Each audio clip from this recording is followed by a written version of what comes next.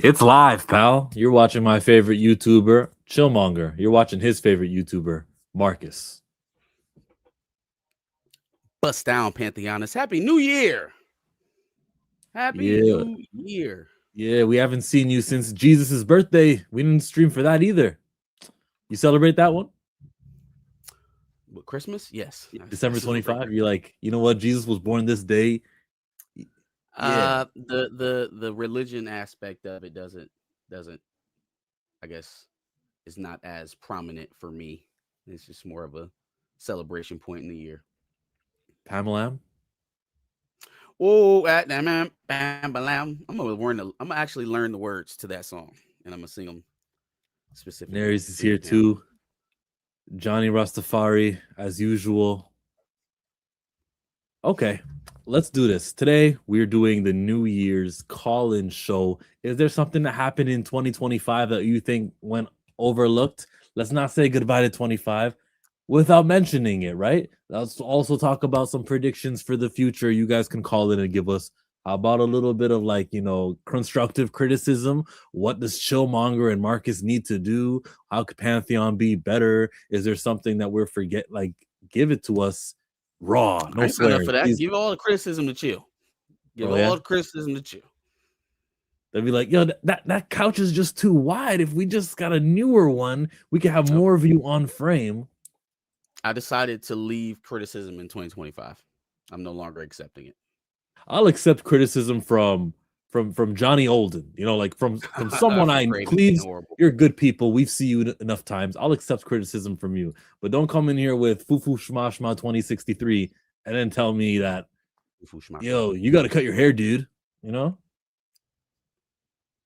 Cut your hair on stream. Cut my hair on stream. Well, that'll be the bet. I would bet something like that I really believed in. I put my hair on the line. On stream. Give it to us uncut. Oh, now even that you can say is an innuendo. Give it to y'all raw.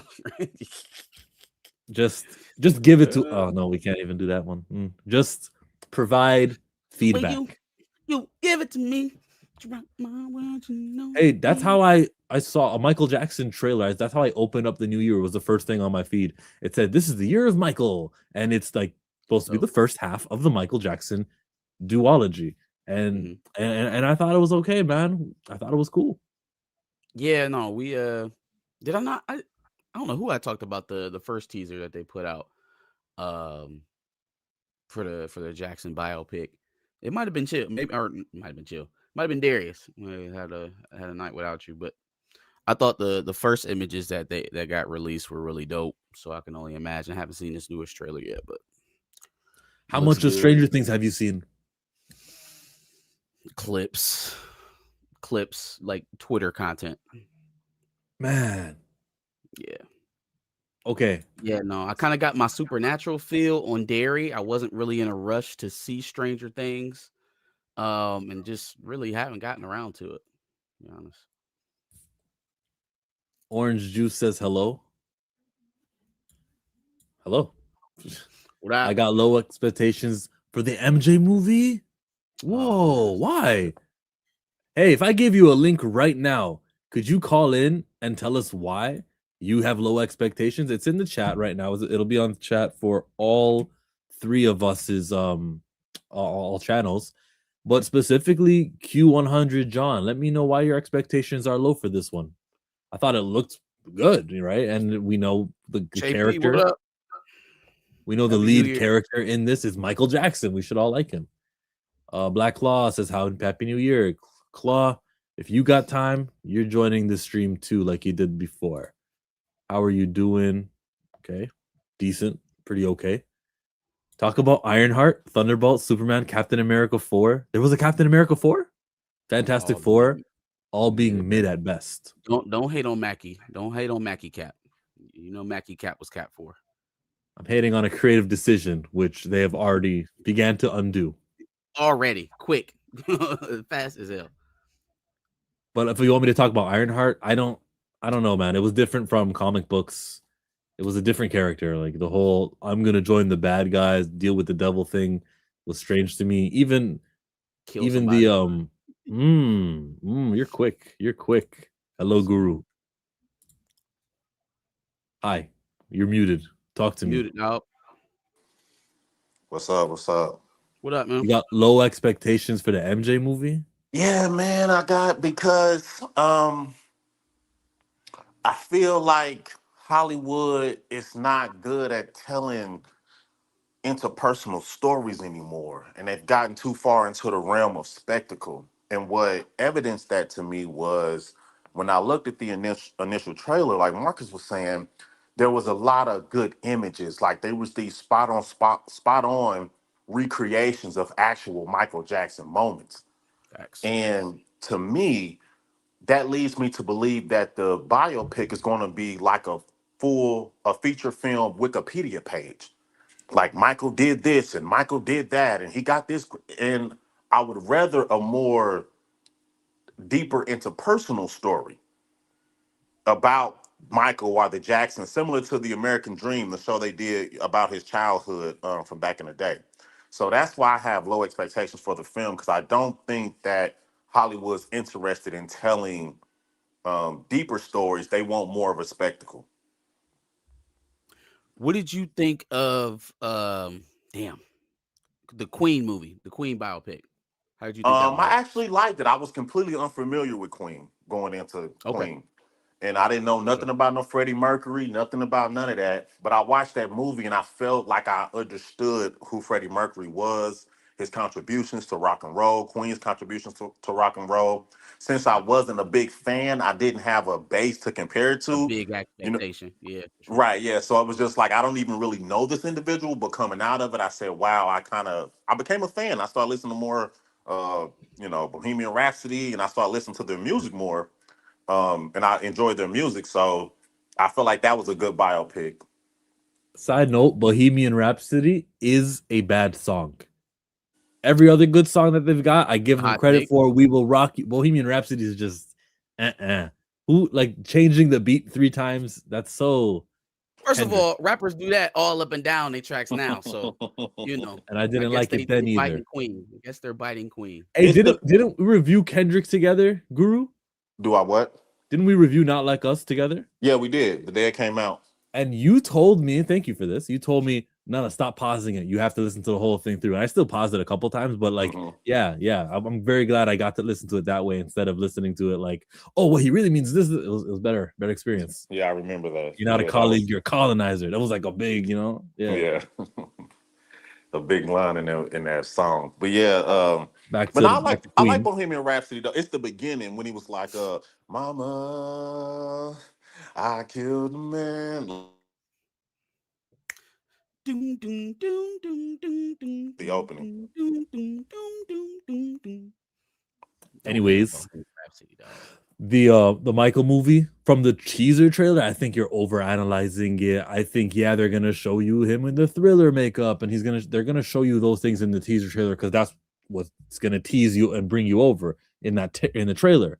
But like Mhm. we're not gonna see the acting chops, we're not gonna see the moments, so you're not gonna have enough of that from a trailer. Trailers are supposed to be just clips and hot, and here you get this flashbang, boom, boom, boom. Now we're in this city, and that's what they're supposed to do. You can't criticize. I don't feel it's. You can criticize whatever you want to do. It's your opinion, right? But just because they didn't show us something doesn't mean it's not in the movie. Carry Sure, on. sure. I just think that I don't also think there's a capability issue. Like I don't think Hollywood's even capable when they do these big budget products and things, big big ticket movies and stuff. And I don't know the actual budget of the film, but when they What's promote up there? something, they normally sterilize the hell out of it. That's the thing. And I'm concerned that they're going to sterilize the story away from like interpersonal drama and things that could be unique to the story and actually make it a here's Michael Jackson as you remember him story. We're going to recreate what you already know, a fan like myself would already know the highlights of the Michael Jackson experience. You want them to peel back the curtain a bit. Yeah, like the story should be a peel back of the curtain, right? Yeah. Like this, put it like this: the story of the movie shouldn't be the worldwide phenomenon known as Michael Jackson. It should be a more subtle take on the worldwide phenomenon of Michael Jackson, a more introspective take, a different perspective on that. We shouldn't get the highlights of his career. It shouldn't be a highlight film. And from that initial teaser, you do make a great point, Chill. But in that initial teaser, coupled with how Hollywood produces this sort of stuff, I just think that it's going to be a highlight film, unfortunately. Also, got to take into account all the legal battles that this film has kind of faced going into production. So, I mean, I hear the concern. I could certainly see it being a very very sanitized, safe version. That wouldn't be out of the ordinary, like you said, for Hollywood to do something like that. I think some of the key points that they've been fighting over, though, the things that have been holding this film up, leads me to believe there's a bit of controversy in it. So I'll stay cautiously optimistic about it. At least until I see something I don't like. Right now, I guess I'm hanging on to the fact that, number one, like you said, Michael Jackson is a world renowned icon, and it's kind of hard to tell a bad story about a figure like that, unless you kind of dumb it down the way you're talking about. It absolutely could go the wrong way. But I'm looking out. I got a pretty positive outlook on it so far. We'll see how it goes going on. How about some of these? The 2026 movie slate. Michael is not on this, but some are. So Doomsday, we know about that. Odyssey, Super Mario movie, Galaxy. There's a Hunger Games, a Toy Story 5, we know that. Some of the stuff is kind of interesting. Spider-Man Brand New Day, Chronicles of Narnia, Dune 3, is that a He-Man? Masters of the Universe? Mm-hmm. Oh, they're doing a He-Man. Where's the trailer for that? They Maybe casted it's later in the Jared Leto as Skeletor. Okay. That is not a joke. That's real. Well, the funny thing is that Mark Hamill plays the Joker's voice, and then he also played the voice of Skeletor. So they're getting another Joker to play Skeletor. Mm-hmm. Interesting. That is funny. Okay, good luck with that. Supergirl, Moana. Is that live action Moana? Yeah, it'll be the live. Yeah, okay. That'd be cool. Hail Mary Pride. Devil Wears Prada 2. Please don't sleep on that, man. That's going to be a movie right there. Mortal Kombat 2. Did you feel like Devil Wears Prada needed a sequel? Did I feel it needed a sequel? Yeah, I didn't feel like that. I felt like that was one of the movies that could have stood by itself, standalone. And I feel the same way about Interstellar, but can we get enough of Anne Hathaway? I want to see her on that planet with the colony. I want to see where did she go after she so successfully was an intern for your girl, for her. Yeah, I mean, I like it. I don't know. You run the risk of ruining the story, man. Matrix went one too long. Some other series, Fast and Furious went several too long. Coming to America.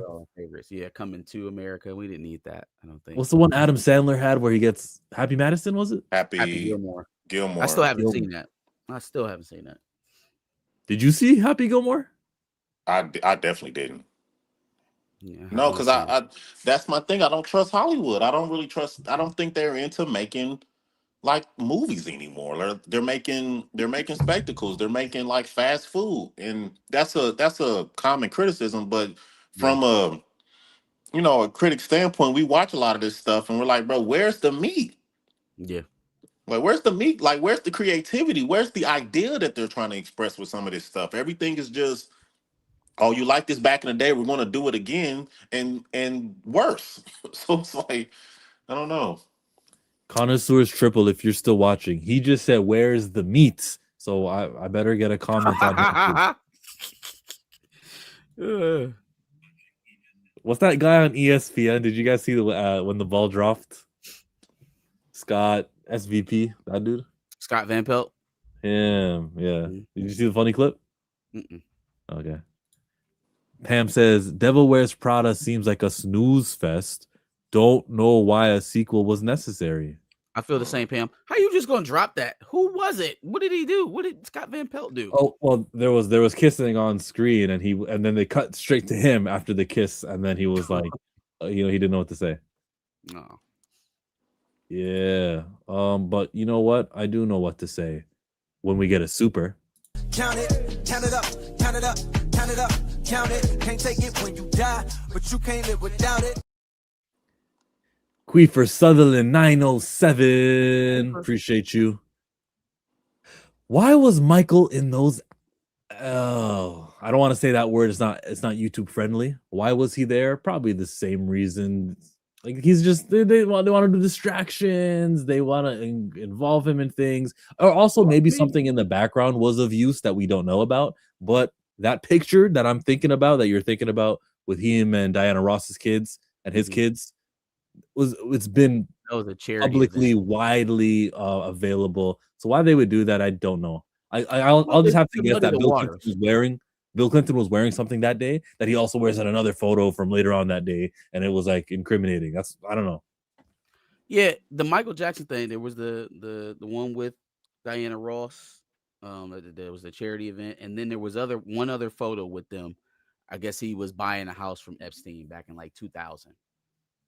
But the reason why you see figures like Michael Jackson's face and you seen Diana Ross's face, they trying to hide the mess in with the volume of things that they released, right? They want you to have to sift through, heavily redacted thousands of pages documents to find some of the stuff that is just like hopping out on the page for Trump. It's just hopping out. Now all of a sudden, allegedly, they were shipping girls from Mar-a-Lago over to him, that they were feeding the operation for a while with Mar-a-Lago girls, that several of them tipped them off. Hey, he propositioned me for favors when I went over there. Hey, he won't stop asking me for this, that, and the third. And the more and more we start digging into these files, the more the case kind of heats up for the main individual trying to stop it. I think that's why you see so many distracting things, so many pictures of Bill Clinton. We already know what you was doing with Bill Clinton, big dog. We already know. Okay, you don't got to show us Big Bill no more. You want to touch that one, Guru? Guess not.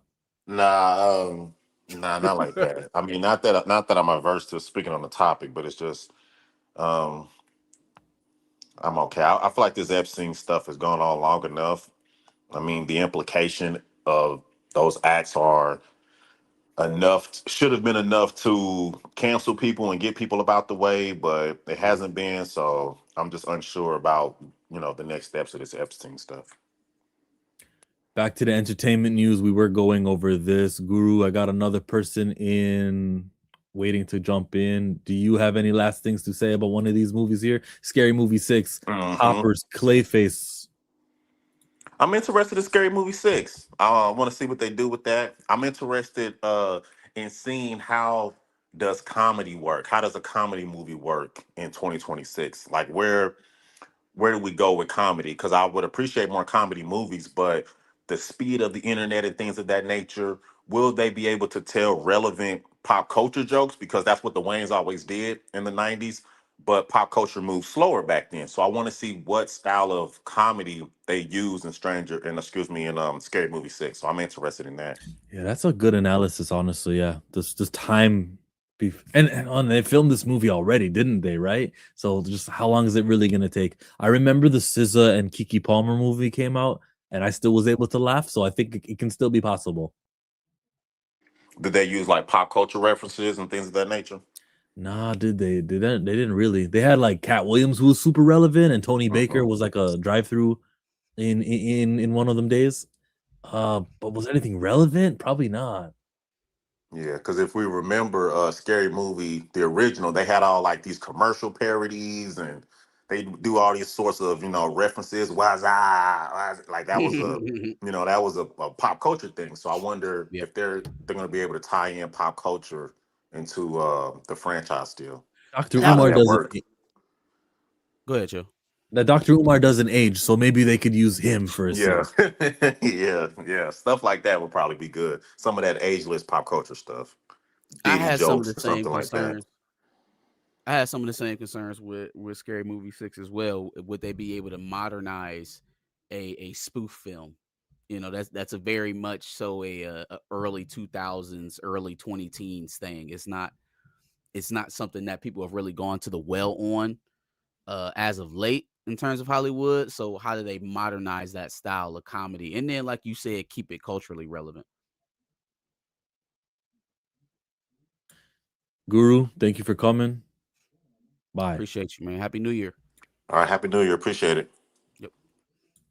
In comes Black Law. Hi, how are you doing today? Hey, chill. What's up, Marcus? What's going on, man? We gotta ask you about 2025, okay? Best movie so far. Ooh, that's a tough one. I think the best ones, well, my favorite, if I had to make a list in no particular order, it would be Sinners, Superman, Zootopia 2, and dang it, what else did I see? Well, yeah, those three are my favorites so far. Oh, also K-pop Demon Hunters. I can't believe I forgot about that. That was a good one. Yeah, there's some that just came in. Like Ballerina with John Wick was pretty good. It wasn't as good as John Wick 4, but still very good of a movie, and it was a good time. Long Walk. The Long Walk. Yeah, Long Walk. I forgot about that really one. Good. Yeah. Substance with Demi Moore was surprisingly good. I'm trying to think of some more stuff that people haven't said. Oh, the last addition to the Glass Onion joint, or the Knives Out series. Oh, okay, that cool. Was a hell of a movie. Yeah.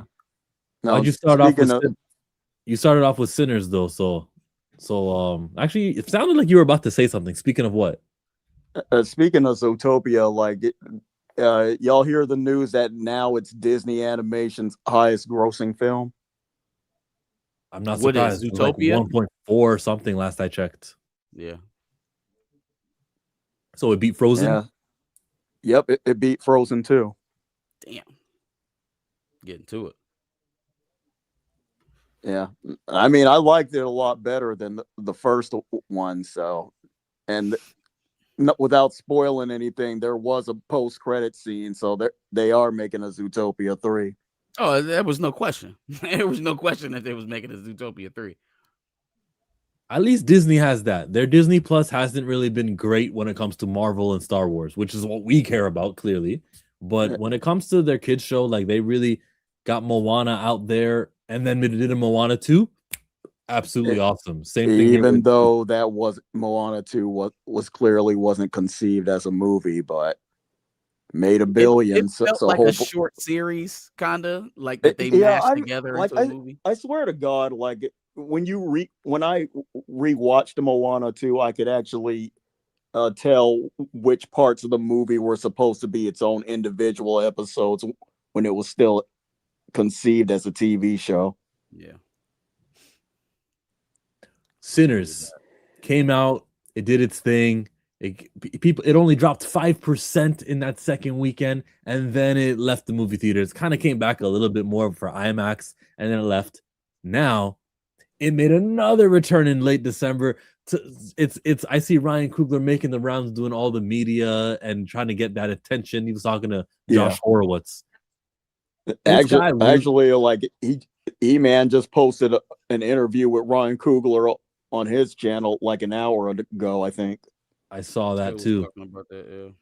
I think Ryan Coogler is fishing for an Oscar, and there is a level of campaigning that you got to do. So just being in people's ears in podcast form, if maybe one of the Oscar Academy Award voters gets to see him and remembers him and goes, yeah, he is a big deal, as they're voting for the Academy Awards, they might choose his movie. You're back.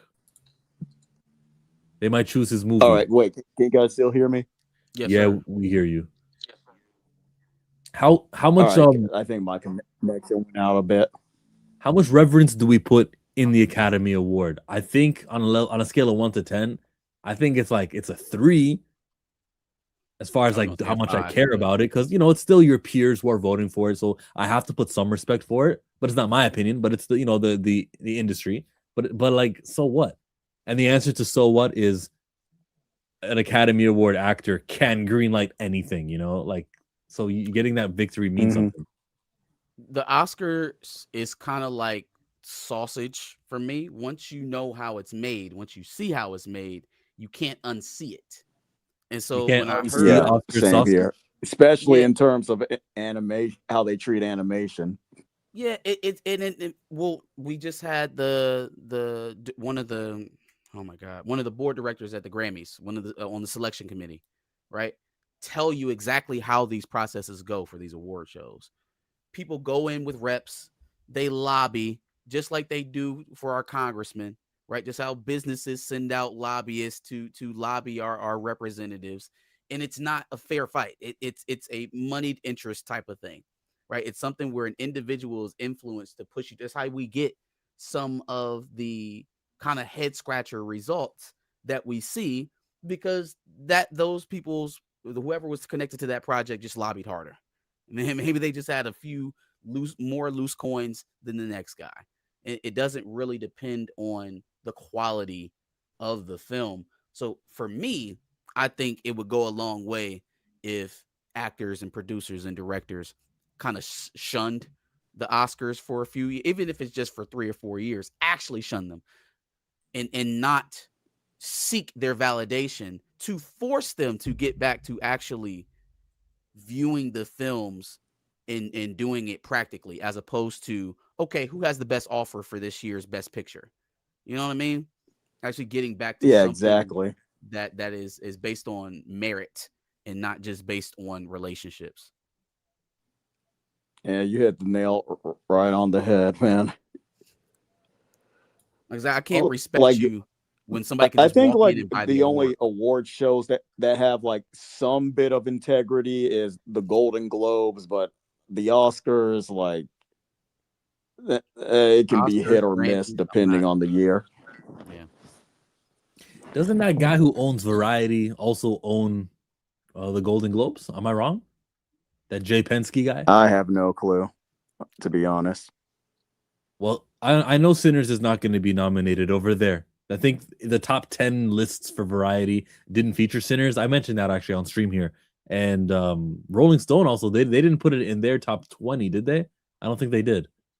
Don't expect that from Rolling Stone. Yeah, I hope Sinners gets something, but like if these award shows be on some bullshit, I won't be surprised either. You know what would be sketchy though? So remember the year Black Panther was nominated, there was another movie by Spike Lee, Black Klansman, which was also nominated. And I would go, okay, that's going to split the vote for the Best Picture Academy Award, right? Right. If Sinners gets nominated, but also something like, what's a black movie that was really, really good? If another one from 2025 gets nominated, I'm going to go, they just want to split the vote. I see what they're doing. Yeah, it won't work though. Sinners would get that. I can definitely see K-pop Demon Hunters sweeping for animation though. Maybe for music as well. Yes, for animation, sure. Hey, and maybe for music. Black Claw, can I ask you something? I really want, like, Mark, because Marcus was talking. He yaps on the weekend about, Dune. It's not going to move its date from Avengers Doomsday. He yaps on the weekend. He yaps. He just yaps. Who wins that? Avengers Doomsday or Dune? Ooh, okay. So this might be the unpopular opinion in these parts, but it's obviously going to be Avengers. Like, let's just be real for a second. That wasn't the question, because if you'd have heard me while I was yapping, you'd have heard me say a straight up head-to-head fight. Who makes more money, Dune or Avengers, is not the fight they're attempting to wage, right? It's about who could gain more off of the other's audience, right? Oh, so it's kind of like some Barbenheimer thing. There you go. Exactly. Can I get in there and get my fair share of Avengers casual viewers to see Dune first. If they do, I count that as a success. Right? If you can I can shave see anything them off of what's coming going from that Doomsday, way. that's a success. Definitely. I think that's why they're not moving. I don't think that they think straight up we're going to make more money than Doomsday. I think they're going to take a $1.2 billion film and make it a $900 million film. I think can see that happening. Definitely. Looks like they're not moving. Avengers easily. Yeah, I mean, of course, Avengers is going to make more money, but if it's like another Barbenheimer situation, then yeah, Dune. I can see why they're not moving Dune. Why do we point to Barbie and Oppenheimer releasing on the same day? Like we can do that again. Don't you think that those two movies releasing on the same day hurt each other? No, it didn't. I mean, they were both wildly successful, though. Well, yeah, both of them. If they were different days. No, I think it's because like the two movies that released on the same day, but they were just so wildly different in tone and whatever that just got people noticing, and then it got them excited, and then you saw all the memes, and that just snowballed into the big phenomenon known as Barbenheimer. So yeah. So Doomsday that's a pun. Is that going to work also? Well, what does work? Good. You never know. Hey, Doomsday. I can see it working. I don't know. I think that movie has a fan base, Dune, and we know that the second movie made like 700 million, and it's gonna probably make 700 million or more again. Likewise with Avengers Doomsday. I know that's where we always differ, but I know it's gonna gross over $1 billion. It could even reach $2 billion. Like it could happen. It's very possible, right? We got to see how much bigger the promotion gets. But, they promoted that Captain America is back, so that's something. All right. I think I'll never be able to prove it without a time machine and alternate realities to show you this is how much Dune made when it wasn't on Christmas Day. But I think it'll be proven once they move from that Christmas week and they say, you guys got this. Avengers is bigger. And I can't wait for you to eat crow, Marcus. Yeah, I mean, I guess we'll see in December. And not just that it has an impressive showing. Again, I'm conceding the point now that it will make more money. What I'm saying is that I think a lot of people's expectations for that movie aren't based on current conditions. I think they're largely based on older reputations and ability to garner favor from fans when the circumstances weren't so dire. And so that combined with another name brand production going out at the same day, a production that has planned for that day much, much longer than you have. Even if you were planned to release on that day, your plan was something completely different 3 years ago. It was something completely different. Dune's wasn't. They were always working to get to Dune Messiah, aka Dune 3. By next Christmas, or next holiday season. So it's just hard for me to think, like you said, that a $2 billion film and a $700 million film with similar presences or similar premises, or at least related genres, isn't going to cannibalize each other in some kind of way. But you seem to think it's going to cannibalize each other in the other way. You think it's going to eat Dune's audience. I think Dune is going to eat into Doomsday's audience a bit. We're being joined by Bigford Entertainment. Hello. What's up? How you doing, guys? Happy New Year. Bigford. Doing spectacular. Thank you for joining the stream today. It's been a minute. I haven't chilled or heard from you, so I said let me pop in and see what's up with you guys, man. After I put you in your place in Quebec. Okay. Yeah, we had to settle something. Yeah, that ain't done yet. We still got a bet going. Don't remember. I'm still waiting on you. I don't remember no bets. No, I thought that was last year. They expired on that one. Of course.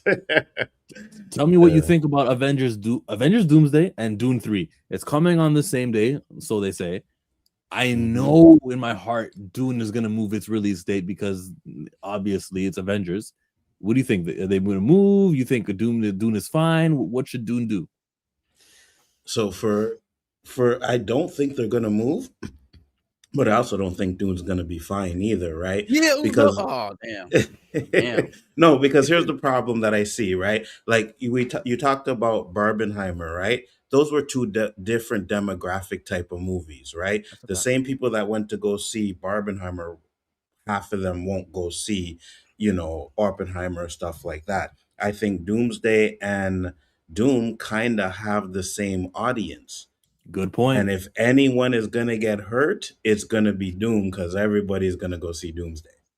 So, and I agree all the way up until the point that it's guaranteed that the audience, I guess, affliction is going to come purely to Doomsday's way, or excuse me, to Dune's way. What is it about the current momentum that makes that a guarantee? Because otherwise, we're basing that purely on speculation of what the movie will be, right? Which kind of ignores the course that they've already been on for the last 700 days, probably You a know little what's bit more. funny? Because I don't necessarily think like I think the real reason why it's gonna get hurt is because going to movies is expensive, right? Yeah, now And that's now a we're fact. talking, That is a fact. we got to talk about people actually picking which movie they're gonna see. Mm-hmm. I think they'll go see the bigger movie first, which is Doomsday. So, and again, we're sharing a brain right now. I said everything that you said on Sunday.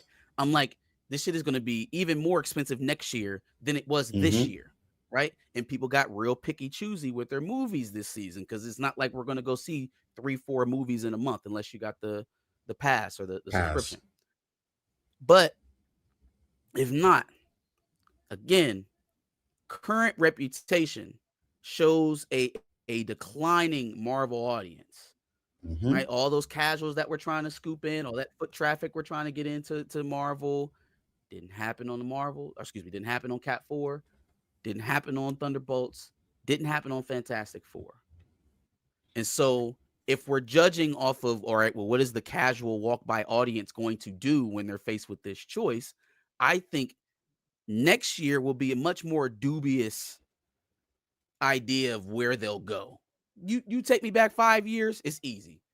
Dune, you better get 100. your ass to Halloween. But has the Marvel audience not been afflicted to the point where we have to question whether or not people are going to go there first when Listen, there's something else premium to see? you are cooking. I don't disagree with what you're saying, but I think the one thing that Marvel has going for it is Steve Rogers, Robert Downey Jr., the X-Men, right? That is exactly what is going to push it over the level, right? Because if you notice, the movies that we didn't do well, the single, Brave New World or stuff like that, Thunderbolts. But then when you got the Spider-Man movie, you put the three different Spider-Mans Yeah. in there, that made Yeah. almost $2 million, right? So I Yep. think that's where Marvel's niche is going to be, is to promote all these other characters that we're going to have in the movie. And I honestly believe that they're just in the movie to die. They're going to be like a two-scene, kind of like they did in Multiverse of Madness, and half of them are just going to die.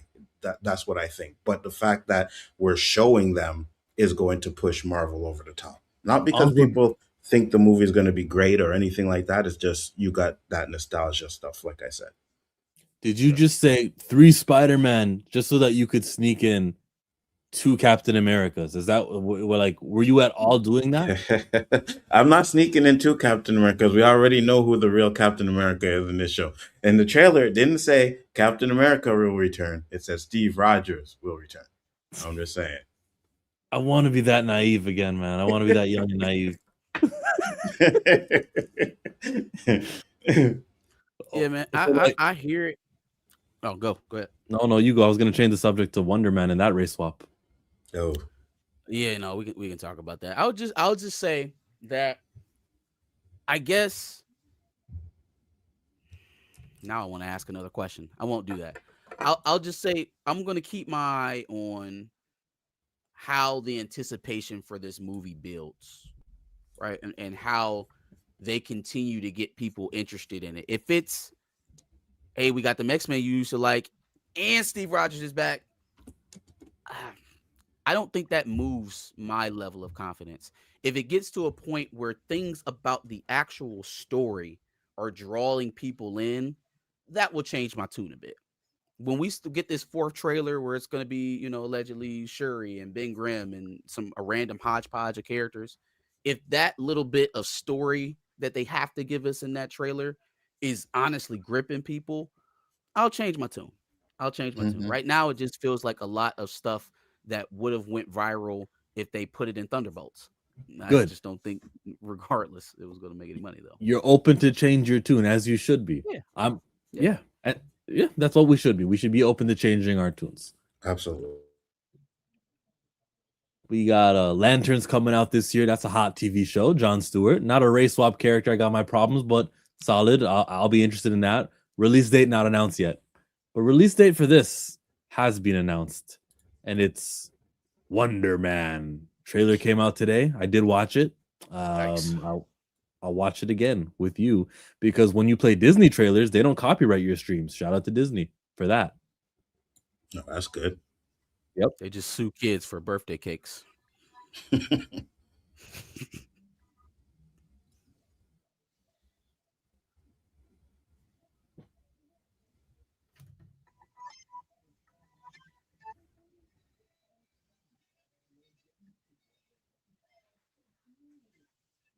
Is the sound playing? I was just about to ask the same question. Okay, cool. I was wondering. I hope it wasn't me. I was trying not to be like, wait a minute. Yeah, I might have muted it while I was setting the video up, but we'll start it over again. Thank you. Rogue Comic says, glad to see Chills decided to bring out his big boy chair for the new year. Oh, just for that. What up, Mike? I was like, you got this, man. You just got to go out there and crush it. Where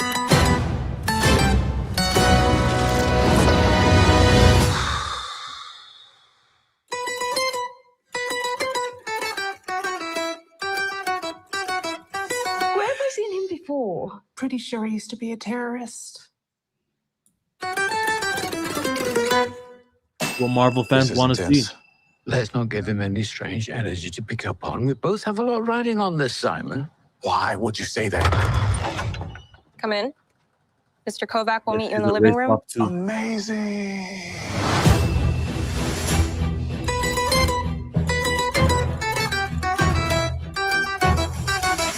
A superhero remake.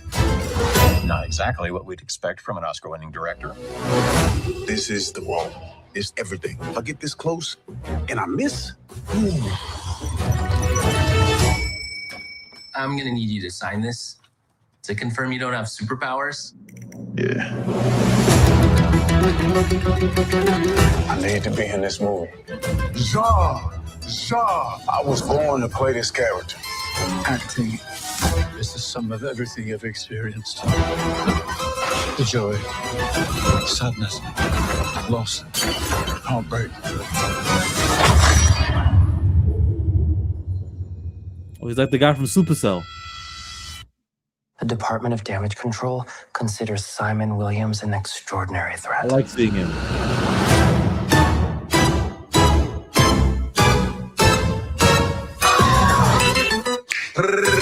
What?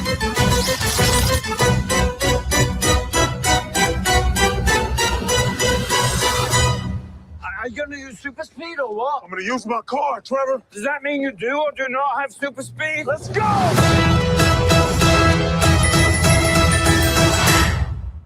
Does that mean you do or do not have super speed? Remember how Thunderbolts did and how well that performed? And the trailer was like, we all basically don't do the same thing and we don't fly. Why are we highlighting what they can't do? Show me what they can do. Talk about why this guy is super. And try not to do the stereotypical, where's the lightning? The lightning's in his hand. Remember, did you guys see that? Right around here? Like, is that electricity? What is that? Something. It's powers that he's faking not to have, that he's pretending not to have. I just feel like they're so tone deaf. Like, there's a online meme or recognition of black characters who shoot lightning, and they're just like, oh, let's put this in the thing. People like that in the trailer.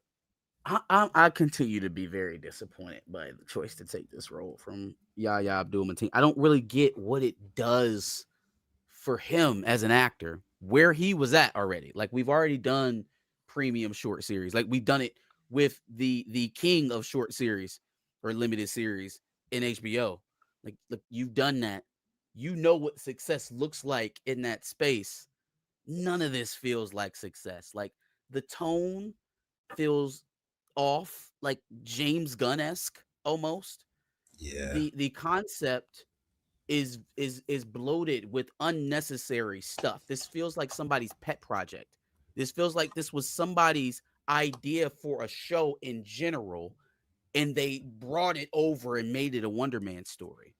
Like, what is Ben Kingsley doing here? Why? How is he integral to this story at all? Why are we running around faking not to have powers only for damage control to be on your ass? Damage control to be on your ass. Why is damage control the main big bad for all street level villains now? Like, why is that why damage control? Well, that's continuity. I don't mind that part. No, that's fine.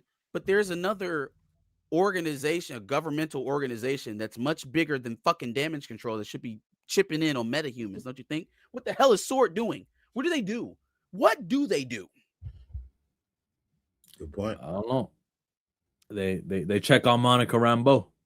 But I sure know that, damage control's around, because we definitely needed more of that. We need more of the Succession guy. This is why Ben Kingsley is in the movie, because it says Academy Award winner Ben Kingsley. That's why they 100%. Who gives a shit? Who gives a shit? Because he was the worst thing in Iron Man 3, and then they brought him back in Shang-Chi, and the minute they brought him back in Shang-Chi, I was like, I'm done with this movie. I'm like, I can't watch this anymore. Like, what is this crap? And now we're going to do the same thing in Wonder Man. It just, it doesn't make no sense. It's like you're putting in humor just to put in, like, unfunny humor. It just doesn't work for me. It's so stupid. First of all, we race swapped this man. Like, that's where we start. That's where we started, right? And instead of giving him an imposing character for people to respect with a power set that should be feared, he's running around pretending not to have powers because he wants to be an actor. Like, there's always some sort of fatal flaw, and that's a comic book thing, right? Like heroes always have fatal flaws. But goddamn, with these characters, man, Riri is a super genius at MIT, but no, I want to hit these streets. I'm listening to Lil Baby and Young Boy every morning, and I drink lean for breakfast. I'm trying to get in with these criminals. And then, was that episode 7? The lean for breakfast? I don't think that was in the show. I don't know. It might as well have been. And then here you go, Wonder Man, right? Like all powerful guy. But no. Let me try to mosey in between the margins and be meek and be meager and hide. And I guarantee you that's going to be the majority of the series, is him trying not to come into his own because he doesn't feel deserving, or because he might have hurt somebody in the past, or somebody told him that he wasn't a real hero, or some depressing shit that keeps him in this hole of not actualizing his real potential. We're going to spend most of the series talking about why this guy is fucked up and why he can't do what he really should be doing, and why he's trying to hide as an actor. Why is this a superhero series? I agree with you 100%, and Chill already knows this. I don't have a problem. I don't have a problem with race bending, right? But if you're gonna do it, give something better than this. Like, this does not look appealing to me at all. Like, I'm just like, okay, I'll watch it because it's a Marvel show, but I have a feeling that it's just gonna be extremely boring and not funny at all. I'm hoping I'm wrong, but I just have a feeling by the trailers that it just doesn't work for me. What's up, Mike? Rogue Comics. Okay. He's probably watching a Sasha Banks match. She started losing all them belts here recently. Downfall starts. Damn. Her contract must be up. Are you saying AEW next? WWE? Yeah, she might come back because Vince isn't there anymore, not in a serious capacity. Yeah, but back to this trailer though, like, who are they talking to? They're like, this is Vaughn Kovac, and he's a director, but he'll never do superhero movies because there's superhero fatigue. He's fighting superhero fatigue. Like, this is meant for people who are not going to watch the show. Like, this is for Leo DiCaprio, who told, who did he tell? Jonah Hill? He told Chalamet, stay away from those superhero movies and you'll be great in this town. Remember? Mm. He's not going to watch your little show about this director who wants to recreate the old Wonder Man. And I guess that, So I got Stamina's criticism about, or not criticism, but his point about Sword kind of being a sledgehammer, sledgehammer to put in a small nail. But was that not Shield through their time? Was the Shield not popping up with at every turn and corner where they had people where they weren't supposed to be? Mm-hmm. Over policing is kind of part of the Marvel universe. Yeah, no, I agree with you. I don't feel like the Marvel shows have been really bad. You know what I mean? Like, there's rare that you get a good Marvel show, and this just looks like it's just going to be on another level of the crappy ones. Like, if you miss it, you don't miss anything. Yeah, absolutely. You remember they filmed this thing in 2024. Like, it's supposed to be already out, but they just kept delaying it and stretching. So this is from that era of we're invincible Marvel. After this, I think Vision Quest is the next show in the okay, we can bleed Marvel. Well, Vision Quest, I'm iffy about that one too. Again, like when it comes to the shows, they haven't really done them properly. So whenever they announce a show, for me, it's like, I'll wait and see what it's gonna be like before I because they just haven't been good, you know? At least with the movies, you could say, oh, this probably gonna be good, looks like it's gonna be good. But with the shows, I'm more or less thinking they're gonna be bad before I think. And it's the same problems over the time too. They waste too much time on side characters with dead end story plots. They don't really have a threat or a menacing enough villain to make you care most of the time. Like, why am I sitting here watching her fight? Who was Kamala Khan fighting? I don't even remember. The Bengals chick. Oh yeah, chick who wanted the Bengals. Yeah, like in the middle, we're taking random trips to Pakistan. You know, we're doing geography and world history in the middle of the series. This is not. It's not what we showed up for. Is she gonna punch somebody? Is that gonna happen this episode? No. She not only does she not punch somebody, she's got new powers. So all those comics you read are relevant. Actually, let me hit up the comics division right now. Change her powers. It to make it relevant. Okay. Yeah, man, it's just horrible what they do with the shows. And the thing is, you'll watch this whole thing and then it's like, okay, there's only one episode left and they got to wrap up every single thread in the show in the last episode. Like, you don't do that when you're making a show, right? You build up to it. You wrap it up during the course of the show. And then it's just like, nobody cares at the end. Like, okay. One thing that Ricardo wrote, folks wanted Timothée Chalamet to be Nightwing and Robin. Thankfully, James Gunn doesn't want Timothée Chalamet. He got David Cornsweet, and he's rumored to be paid less than $1 million for that first movie.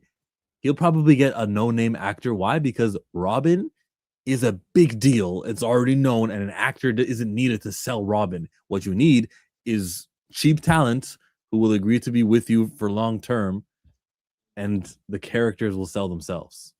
Hold on now, chill. Hold on. Let me think this out a bit. Let me think this out a bit now, because I'm thinking about it. Because I'm still of the mindset that there's a battle royale for who's actually going to do Batman, whether or not they're going to go with James Gunn's version or if we're going to stick on this Batman train that we're already on with Matt Reeves. If they cast Chalamet as Dick Grayson, that's a big enough age gap for Bruce and Dick, right? With Pattinson and Chalamet, is that big enough age gap for them? No, because Robert Pattinson's what, 34? Chalamet is like 25, 24. Didn't he just have a birthday? How old is he? He is not 25. I got Pattinson. Robert Pattinson, age 39. Oh, he is pretty old. 39. Hey, almost 40. How old is Chalamet? Yeah. Timothée Chalamet. He's 30. Oh, damn. up there a little bit. But he kind of looks young though, too. He does though, look right? younger though. Yeah, he looks younger. He looks young. They could swing it. Chalamet as Dick Grayson in the Batman 3. So you're on the Batman train, the Matt Reeves Batman being the prominent Batman for the DCU, right? As I see it right now, it's the surest bet for a success. My problem with James Gunn is his inability to diversify tones. And Agreed. if we got a Superman, Supergirl-esque Batman, my brain would explode. I don't want any parts of it. And the things that he's saying about Batman too, it's like, oh, well, Batman's boring, and we've seen all the arcs Batman could have. And I'm like, well, I must have missed some damn movies. You know what I'm saying? I just don't. I feel much more comfortable with what Reeves is already doing. The blocks he has in place, the Penguin series. It feels like there's something cohesive happening there. The only thing they got to do is figure it out money wise. I'm sure is part of it. But so I think James Gunn universe is like fantastical, and Matt Reeves is more into reality. How would you think they would mix that in then?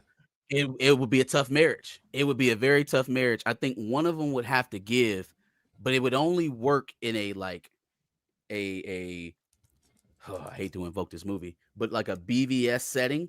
I don't think you could pick Matt Reeves Battinson up and put him in James Gunn's Metropolis. It just, the clash is too stark. Neither do I think you can take Clark or Superman and put him in Matt Reeves Gotham. It would have to be in some sort of mutual setup, like a BVS or a Justice League kind of thing, so to where they can both kind of give a bit. It's a new landscape, so nothing's really expected. We don't have to get joking ass Jimmy in the background, and there aren't people shooting drugs on the streets of Gotham either. It's just kind of like a happy medium in between the two. I agree with the second part where you can't bring Superman and all this magical stuff into the Batman, but you can take regular old Batman into the super world. You can't go the other way around. You think Battinson would work in Gunn's Metropolis? Gunn's?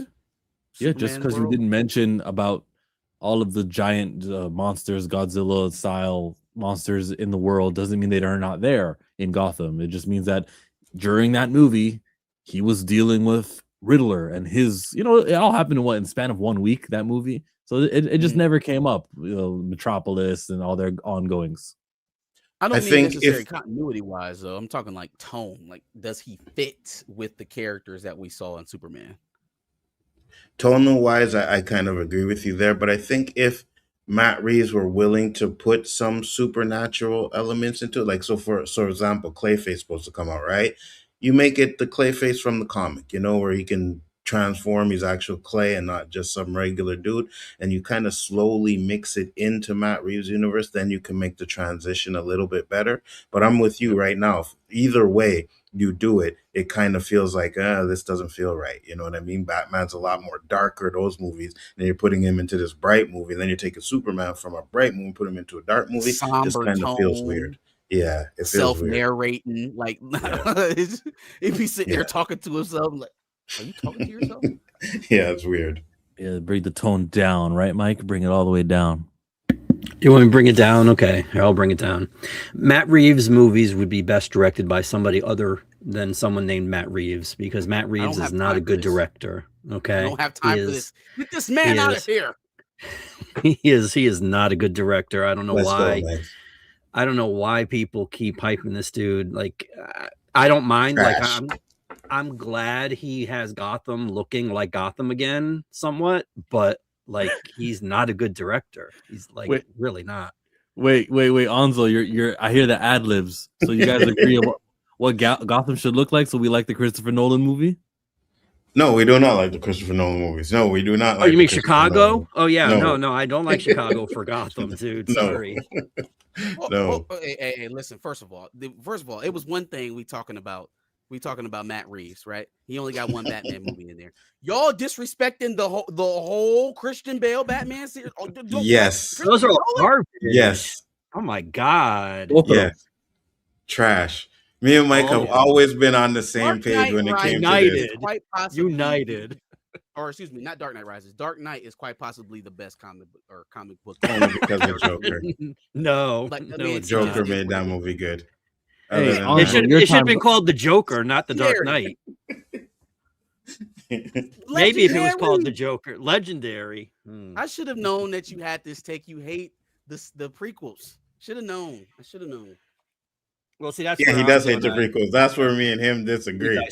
Yeah. No, you can't be dissing the prequels. Christopher Nolan's Batman sucked. Matt Reeves sucks. I don't even know where to put you, Mike. I don't know what did Joker... Go ahead, Ansa. I was gonna say the comment. Joker made The Dark Knight watchable 100%. Other than that, it's caca. All right. You have Christian Bale with this horrible Batman voice. Oh, Batman. Oh my God. You're right. Yes. You have a Batmobile that's not a freaking Batmobile. Oh my God. It was not. No, it was not. The motorcycle was dope. The last Batmobile we came off of was a goddamn RC car. It was 20 feet long, and you could only sit in 2 feet of it. That's it. But the problem you have is when it turns into a tank. Give me a break. Yes, 100%. Yes. A dump truck, yes. A tank, no. And what? The black plane was just a regular helicopter. Like what are we doing here? This is not Batman. Like we're not doing this. It's not Batman. You get Bane. If you've seen The Dark Knight Rises in the theater, I can guarantee you 90% of Bane's dialogue, you could not understand what he was saying. What? Stop it right now. It was even worse in IMAX, man. Facts, Mike. Oh my Lord, what are we doing here? And then he breaks Batman's back, and Batman does 2 push-ups, and he comes back and he's able to beat Bane. He didn't do 2 push-ups. He broke the man's back. He went through painstaking therapy. He jumped out of the bottomless pit. Yeah, no. Man, so I guess you guys are not going to see the Odyssey next year. Wow. Oh, I'm definitely seeing the Odyssey. Odyssey looks fire. No. Y'all keep yourselves away from Christopher Nolan. No. And Christopher Nolan can do anything else. Just stay away from the superhero movies. He can do everything else. Interstellar's fire. Just stay away from superhero movies. Disrespect. You are not invited to the Odyssey. I think The Prestige is getting a 20th anniversary re-release. I think that was a good one. That was great. That was a good one. Mm-hmm. Yeah, Nolan's so good. I was like looking at his filmography to see his past, and I was like, oh my, yeah, this guy's amazing. He did that too and that. Too bad Tenet didn't really, kick ass. It was the release. It was the COVID thing, man. Anything he does that's not a superhero movie, I'm down for it. When put him in a Batman, Superman, or one of them kind of movies, no, we're not doing that. Unreal. That's unreal. Garbage. Listen, I will put Batman Forever over all 3 of them movies. He can go. You gotta go. Gotta go. Batman Robin. What are you talking about? Gotta go. George Clooney Batman was better than any of them. So Batman Begins, Dark Knight, and Dark Knight Rises. Yeah, 100%. Yes. Okay, I can't respect this opinion now. Now it was comical.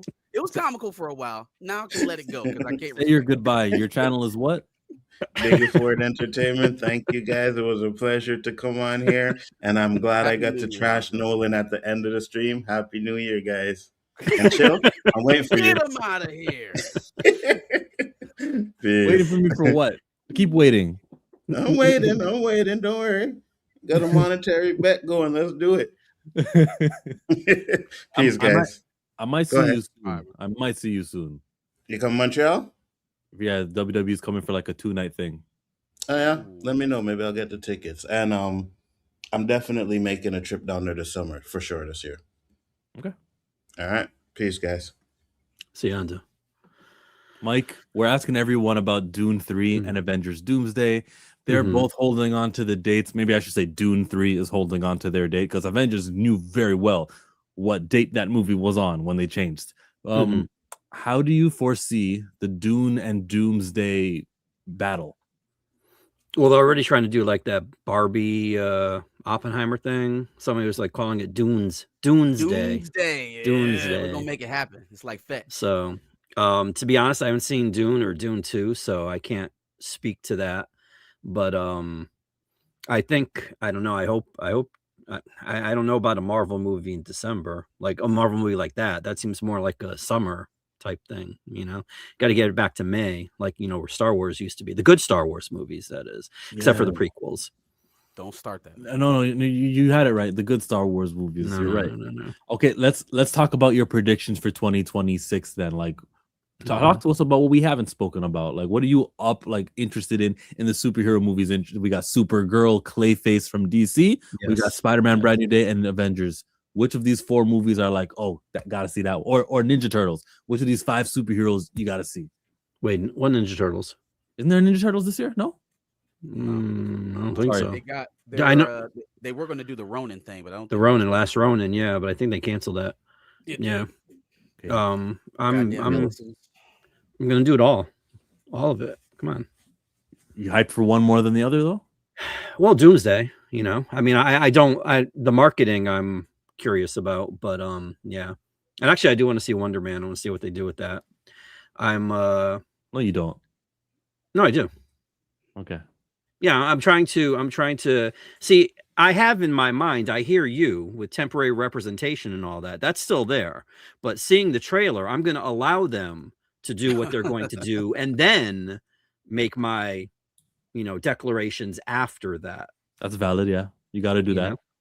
Because that trailer you just played, it looked really good in there. Like at least as far as we're talking about Wonder Man. Oh no. He looked fine. Mike. There's nothing wrong with how he looked. Yeah. What? Well, what's wrong with how he looked? He got in shape. I like that. Camille Nanjiani got in shape for his role. I like that too. I appreciate people who are bulky, who are playing superheroes.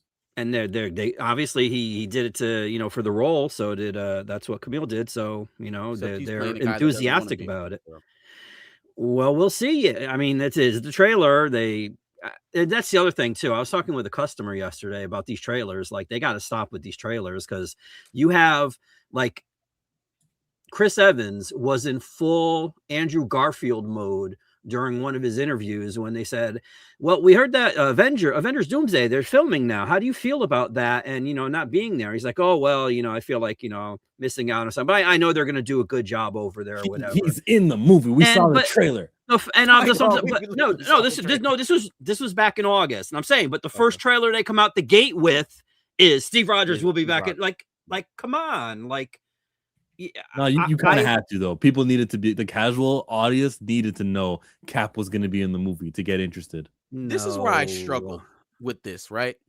It's like the 4 trailers, put Thor in it, put Steve in it, right? Like let's let people know that these guys are coming back. Doesn't that kind of show the level of desperation? Like I struggle with them doing so much extra stuff, but then maintaining a level of confidence from everybody. It's like if they were confident, like y'all was confident, I don't think they'd be putting out 4 trailers this early, a year in advance. Well, no, they got to build the hype. I mean, a year in advance. Yeah, a year. Well, see, I mean, we're looking at this marketing based from what we've seen since Marvel started in 2008 or whatever. But I don't know. Personally, I mean, I hate every marketing thing that they do where it spoils things. Like, I want them to do what they did with Infinity War, where they had Hulk's ass running down Wakanda, and he wasn't even in Wakanda. Like, I want that. I want things where, like, you see a dust storm or something, and you see the lizard, but you don't see 2 other Spider-Men. Like, I want those kind of that kind of marketing. I don't want to have all of this shit spoiled for me before the movie comes out. That speculation is fine, thinking like, well, wouldn't it be good if this happened? Or I mean, if they're going to be taken from Secret Wars 2015, and this could be like, that's fine. But when they show it, or when they like, I just don't. I don't. So doesn't it increase way too much the chances of spoiling something? The more trailers they give you, and the earlier they give it to you, gives more people to actually gives more time to break it down and come up with theories. Right. It's also a 2-hour and 40-minute movie. So, you know what I mean? Like, they can put a lot. Give us everything. Yeah. What we've seen, this is the worst. I think that, I mean, I don't remember, and I don't know, maybe it's because technology is getting better or whatever. This is like the most leaks I've ever seen from something like consistently. Yeah. And I mean, did you all see that brand new oh, okay, here, you wanted it, Chill? This is the one thing, and it is January 1st, the year of our Lord 2026. I swear to God, if Tom Holland ends up in a cocoon and he falls out of it and shoots a fucking web from his wrist, I am done with all of this Spider-Man shit. I'm done with that. That's what I'm saying. That is the rumor. It is the rumor. That is garbage. That is complete, and that is changing a fundamental characteristic of the character of Spider-Man, and it's trash. It's trash. That would be Nolan / Reeves epic failure. Nope. Yes. Nope. You mean like making Dick and Bruce Wayne compete for women? The same. Be right back. That's what you mean. You don't mean any of that Nolan stuff. You mean like that. But but they were bros, man. Come on. No, that was bros. the time in the 90s. Bros. Yeah. Bruce Wayne is his surrogate father. When is the last time you went out to pick up chicks with your dad? See, but eventually Dick, the student, became the teacher. Like, I mean, he's Nightwing, and he came into his own. See, this is something they don't let people do. Gotcha. Yeah, it's what they didn't let Falcon do. Come into his own. Well, that's true. Well, we'll see. I mean, that's why it says Steve Rogers will be back in Avengers Doomsday. Didn't say Captain America. So I know all the other the YouTubers on the other side are like, Yo, Captain you gotta America's stop back. doing that right now. Like YouTubers, those YouTubers, they don't talk about me on their channel. You can't keep bringing them up like this. Like, but I can't. Relevant to the cultural. Well, they're not. But I'm saying, but that's yes, they are. You bring them up all the time. If you hate them, which I do too, I just don't bring them up. Now you're giving them airtime. Didn't name names. They didn't say nobody's name. We don't know exactly. It's enough to say the hateful the YouTubers on the other side. It's enough to do that. No, because you have to point out how ignorant they're being by saying something like that. Like, there are people that will. You don't. You don't. We were gonna go another hour without mentioning them, and everything would have been great. But you had. I didn't mention them. How do you know? How do you know who I'm talking? I could have been talking about Dan Murrell. I mean, I'm not, but I'm saying I could have. Like, how do you know? You don't even know. Why are you assuming? All right, man. Yeah, you were talking about. But yeah, Sam is still gonna be Captain America. But this is the thing. This is the other thing I was talking about too. There were people. I was talking with a customer. I was talking with a customer about like the difference between the movies and the comic books. Whereas like with the comic books, we get 12 individual, if we're lucky for the series and ongoing, we get 12 individual issues. So they have a year's worth of stories. You figure 24 pages per issue or whatever.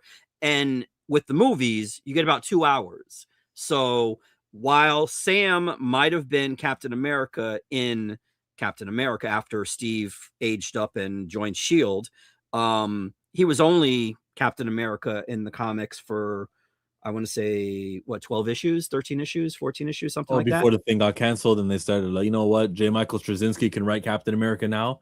What about Sam? Well, no, they realized that Chris Evans was going to be in Civil War, and he didn't look like he was an 80-year-old dude, so they had to de-age him again to make him Chris Evans pretty. Yeah, that's what I'm talking about. No, I'm not talking about now, but because they've decided to do it again. But yeah, I don't know. We'll see. I just know that Matt Reeves shouldn't be making movies. That's all. Oh my God. We touched on Devil Wears Prada 2. We touched on lots of other movies this year that are coming up. Is there one sleeper? Is there Shrek, like Toy Story 5? Like, what are you into? Toy Story 5 is like Toy Story 4. That there's no hope for that. They should just. Then what did you see?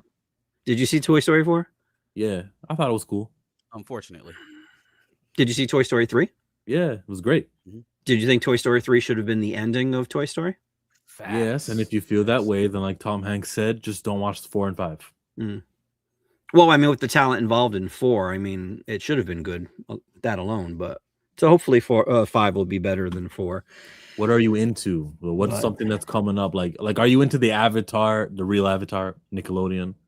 No. Damn. So it didn't hurt you when they said we're gonna pull this from the theaters. It's gonna be on streaming. That's not going in the theaters no more. Wait, they were gonna show it in the movie theaters? It was supposed to be a movie theater, yeah. Live action or animated?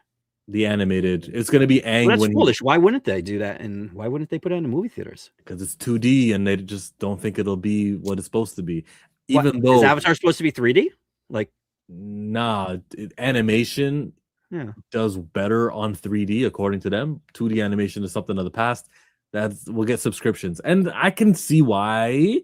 I just disagree. I remember when Netflix obtained Avatar in like 2020, everyone was home, and that thing was like the #1 most viewed thing.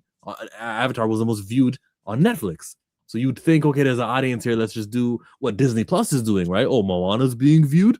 Oh, Zootopia is getting views. Let's make a sequel. Put it in the theaters. You'd think they do that, but they maybe want to get directly that $10, that $10 from you to their streaming service, and they think if we cut out the theater, they think we could make a good enough amount of money.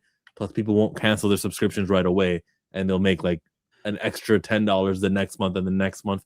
It's a business decision that I just hate because I want to see this thing theatrically. Like people are watching Strange Things theatrically. Okay, I was gonna ask you about that question. What's the deal with Stranger Things? Because I went to go see it last night, and that place was packed. Now, when we got there, you scan the QR code or whatever, and they give you a voucher. It was $20 to go see it, but you scan it, you get the voucher, $20 US, so that's like $400 in Canadian.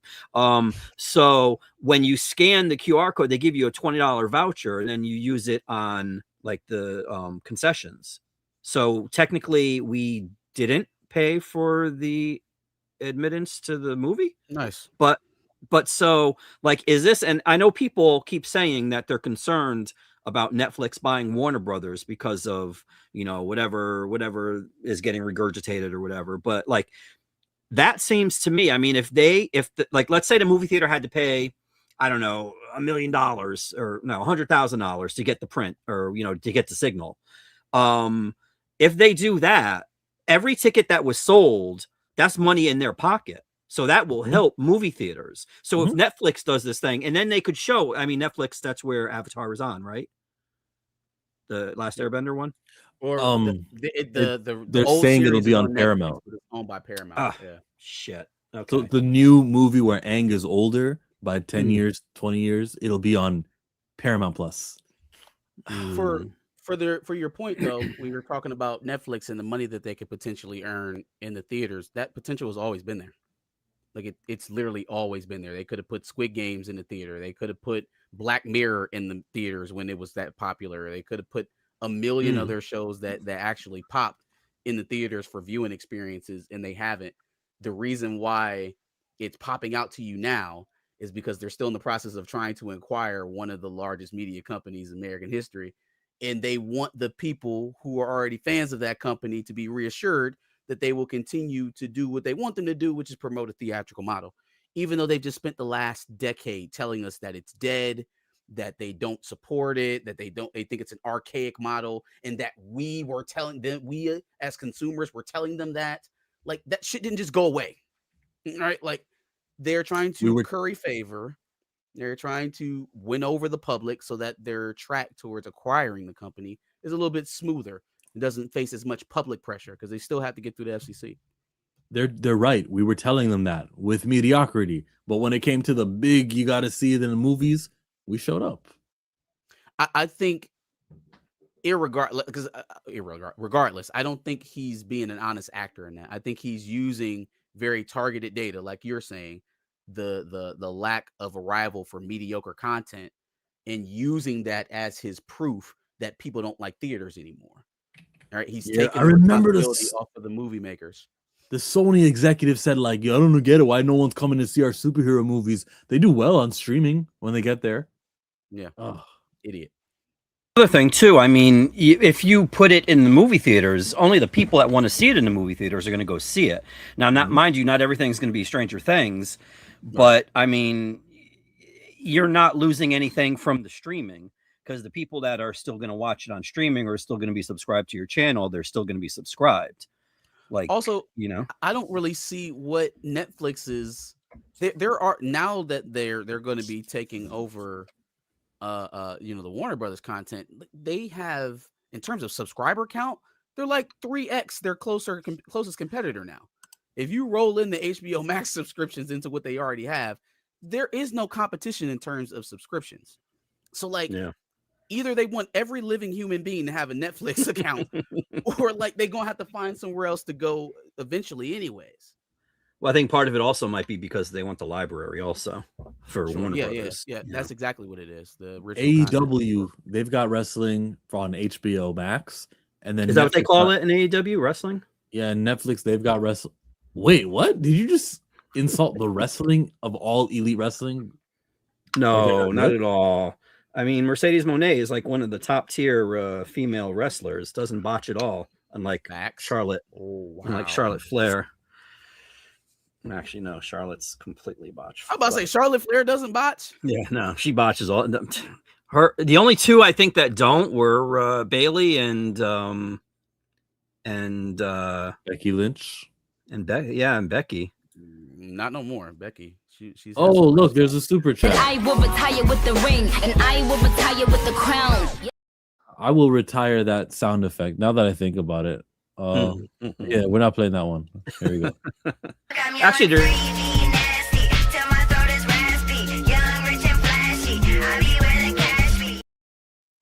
Sorry, you were just saying because there was some dude on TikTok, I think it is, or Instagram, that was out of I guess all the guest appearances she's made on songs, like he's been replacing her with like other rappers, like good.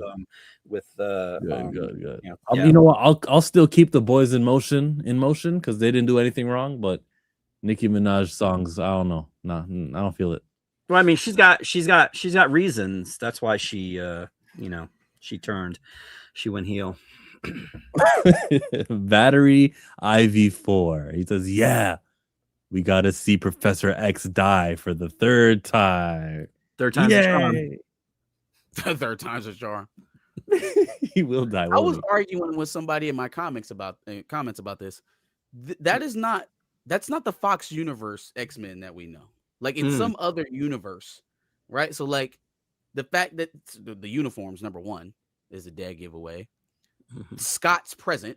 He's dead in the Fox X-Men universe. I mean, Professor X was dead in Logan. So like, this is some altogether new X-Men universe somewhere that we know nothing about.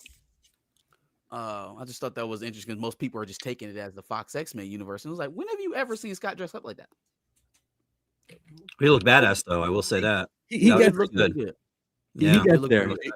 It goes. Remember in X-Men 97? Although I don't like, I don't like. What's his name?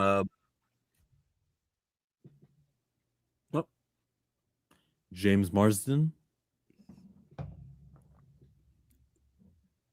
Well, I think I know what happened there, but yeah, they can just say that these X-Men do wear the blue and the gold and all that stuff, like the comic books. They just didn't earlier. Earlier in those movies, they were in their leather phase. Now they wear blue and gold. People change their minds. Wait. So this is going to be? You're saying this is going to be an earlier? Wait, explain that. What did you just mean by that? The 3 movies we saw in 2000, they're canon, okay, right? The bad they work. Days of Future Past. It's canon. So those characters from the end of Days of Future Past, when Logan's in Professor X's office. That's right. All of them. Yeah. All the memories will be retained from those movies. These are the same characters from those. So wait, did Days of Future Past happen before or after Logan? Days of Future Past or before? It would have had to happen before, right? Before. Logan was like 10 years in the future. Yeah. No. I mean, the movie itself, it was released before or after Days of Future Past? Before. So it was Logan and then Days of Future Past? Logan was there at the end of Days of Future Past. After he corrects the timeline. No, I meant the movie. I meant the movie Logan. Was Logan, the movie Logan made before or after Days of Future Past? The movie was created in 2017. It was in the movie theaters and it was after. Days of Future Past, yeah. So you think this is another multiverse or whatever? Yeah. I mean, yeah. I don't. I think it's going to be the same X-Men we've seen from Days of Future Past. It's going to be as canon as possible. How is Scott alive? Just because Wolverine did what he did in Days of Future Past doesn't mean that Jean didn't murder him. Jean murdered him before those events, though. It didn't change the events that happened before he time traveled. So is that why Famke's not in it? Because she's dead? Yeah, she's also dead. Yeah, man. I think I know better than to argue time travel. I won't. But we're not arguing. That's not a time travel thing. It doesn't change the events that happened before you time traveled. It would change the events going forward. After? Yeah. I don't. That's not a time. That's a canonical discussion. That's not time travel. It's wait. So you don't like happen? You don't like any time travel movies? Like I don't like them. It's just I don't want to do the arguing here with words and talking about time without visuals, without cutting to a scene. It'd be too complicated to do. It's okay if we don't see things eye to eye here. I'm fine with that. We're good on that one. But the X-Men are there and they're all gonna dress blue and gold and it's gonna look fun. It's gonna look nice. And the question is, do we keep James Marsden and Patrick Stewart and who's playing Storm? Halle Berry? Do we keep them? Or do we say new actors will play these characters? The reset at Secret Wars will be a final goodbye to the old Spider-Man, Tobey Maguire, the old Ghost Rider, the old everyone. We'll just say goodbye. We'll see them all one time. Look, here's Wesley Snipes' Blade one last time. He's fighting alongside Logan as Wolverine. Your mind is blown. So wait, we're gonna do another Deadpool and Wolverine? I hope we get that, which is with bigger characters than it was in Deadpool Wolverine, and then we say, the universe has been reset. We defeated Doctor Doom. Loki, fix things. Okay, fine, I'll fix things. And now the X-Men are all 26 years old, and we cast young actors. We can have them for the next 20 years without worrying about these guys will be too old when they're 46. You can be bulky at 46. Ask John Cena. And we're fine. So wait, they're going to be what you're saying, the theory that you're putting forward, they're going to reset and integrate. They've said reset. That's the word that what's his name used. No, but I'm saying what you're saying is that they're going to reset and integrate because I don't know how. I don't know the level of integration that will happen, but yes, X-Men and all the Avengers heroes we know, they will be in the same universe when it comes to the end of Secret Wars. You know that. Right. And the Fantastic Four too. So wait, are the Fantastic Four going to be in the present day, or are they still going to be like in their 60s-ish? Right. We got to watch the movie to find out. We'll see how that goes. Oh, no, I'm asking you what you think. I don't know. I'm going to let them. Oh, okay. But I will say this, as I was going to say, it was amusing to me that your buddy Bo was getting all bent out of shape because apparently the Russos did something with Cyclops and he didn't appreciate it, and they didn't give him credit or give the X-Men 94 people credit or something. I don't think that was the point. I think he was trying to. That's how it started for reviving Cyclops, and I mean, in terms of how he had been represented in media prior to X-Men 97, he didn't have a. It's not like he's wrong about how they were showing. Oh, that's Cyclops. Not true. They were actively trying to bury him. I mean, he was getting his shine. Granted, it was into the hole that they were digging him into.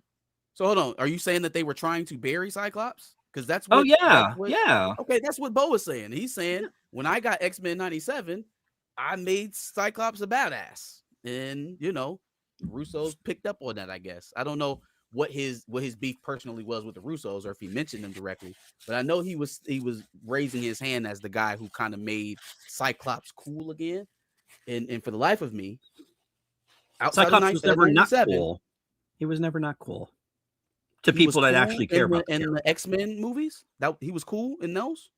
Oh no, I don't acknowledge those movies. I'm talking about in the I'm sorry, I'm speaking about the comics. Okay, yeah, I don't think he's talking about comic. I think he's talking about all media as a whole. We know that Scott had great runs throughout all of that, but how he's been seen in mass media in between the original series and X-Men 97 wasn't as great. Well, I mean, at least as far as X-Men 3 is concerned, I would never do this except for this one exception.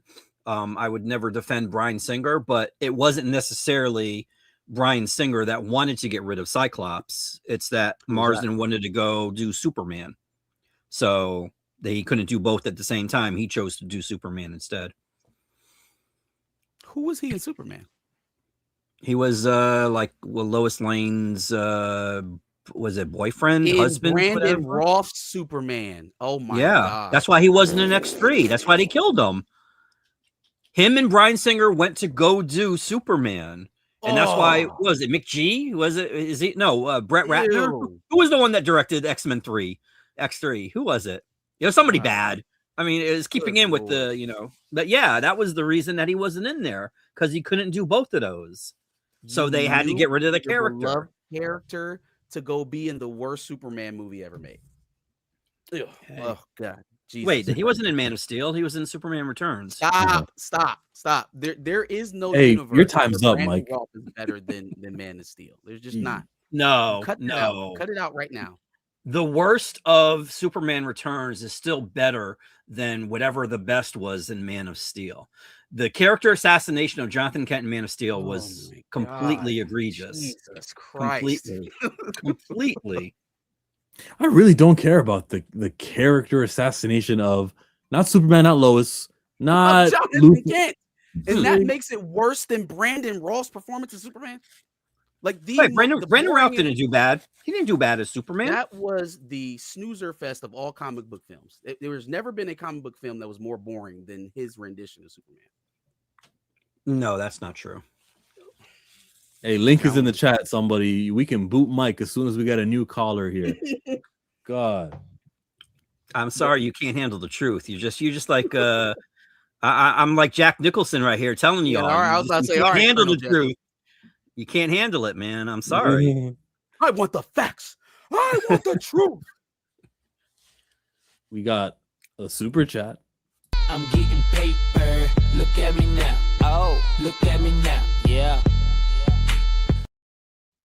What makes more, Mando, Star Wars, or Supergirl? Mandalorian and Grogu is a Star Wars movie, so we know that.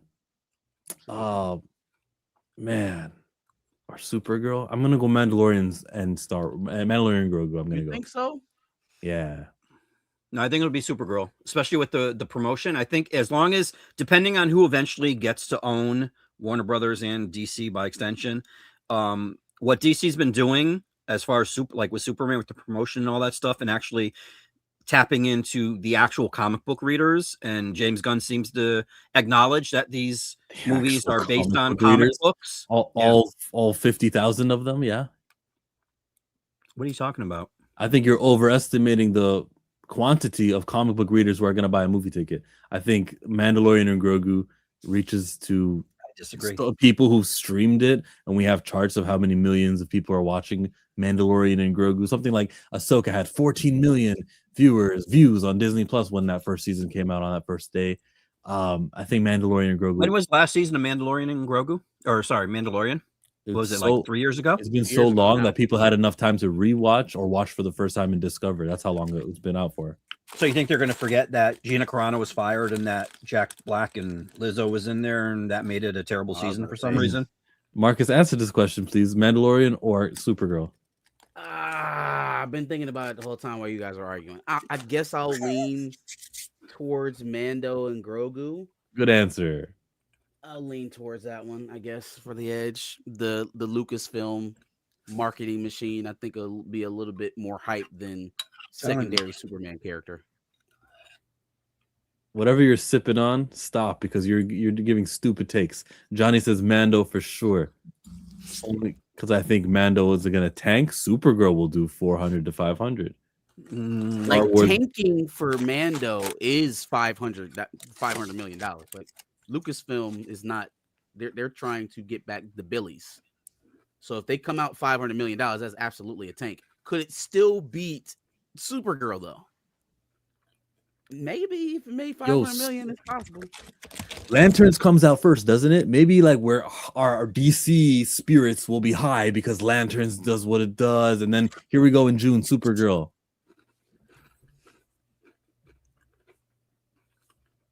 What Lucas hype machine trailer got ratioed?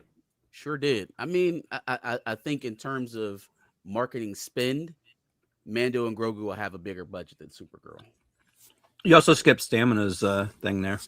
Star Wars branding might carry it, but Supergirl would be the better movie and better received. John Favreau's directing this. I don't know. It could be. Well, see, it looked better. Like when I saw the trailer in the movies, it did look like movie-esque, but it literally is just another episode of Mandalorian. Oh, you know? Oh, you're talking about the Mando Grogu. Yeah. No, Lanterns releases after Supergirl. Still unconfirmed as to exactly when. That upsets me. I want It's Lanterns. later in their late summer 2026 is what they said. Whatever the hell that means.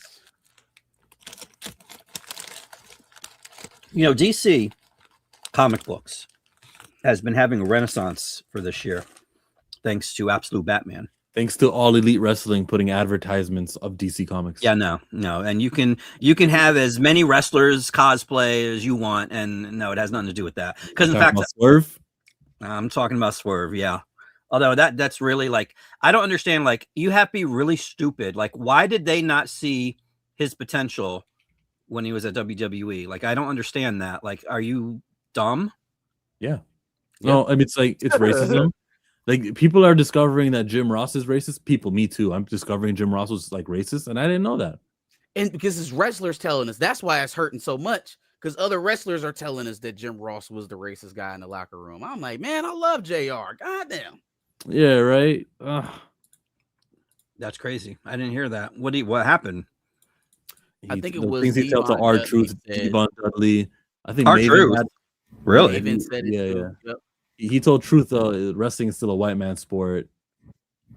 Yeah, there's some things that were said. Devon Dudley said he only faced racism one time while working in WWE, which I find hard to believe. But to boil it down to that one person is nuts. Wow. Yeah. Not JR. I don't know. I think he responded too, and in his response, he didn't say, "I'm upset they're calling me racist." He had like a different response of like why he was upset was like a different thing. Like, what? They're calling you racist, bro. Aren't you supposed to be mad about that? You guys have to watch it to judge for yourself. But here is Swerve Strickland dressing up, doing his Hal Jordan cosplay. Respect to the man, Swerve. But see, as I was saying, there's been a renaissance, and I think I'm hoping the pendulum is swinging back the other way, where people aren't performatively outraged because they want to get clicks on their videos. Not mentioning any names or anything like that. Stop. DC Comics. Back to DC Comics. No. Because this is the thing. What? There are people out there that are actually TikToking enthusiasm about reading the comic books, about sharing the storylines, about the characters that are the way they're being developed, the stories that are being told, instead of just automatically, oh, this is trash, this is garbage because of reasons, whatever the reasons are. So it's becoming what it used to be before it got infiltrated. And if that happens, then Supergirl will do more money than Star Wars. Although Star Wars needs a renaissance too.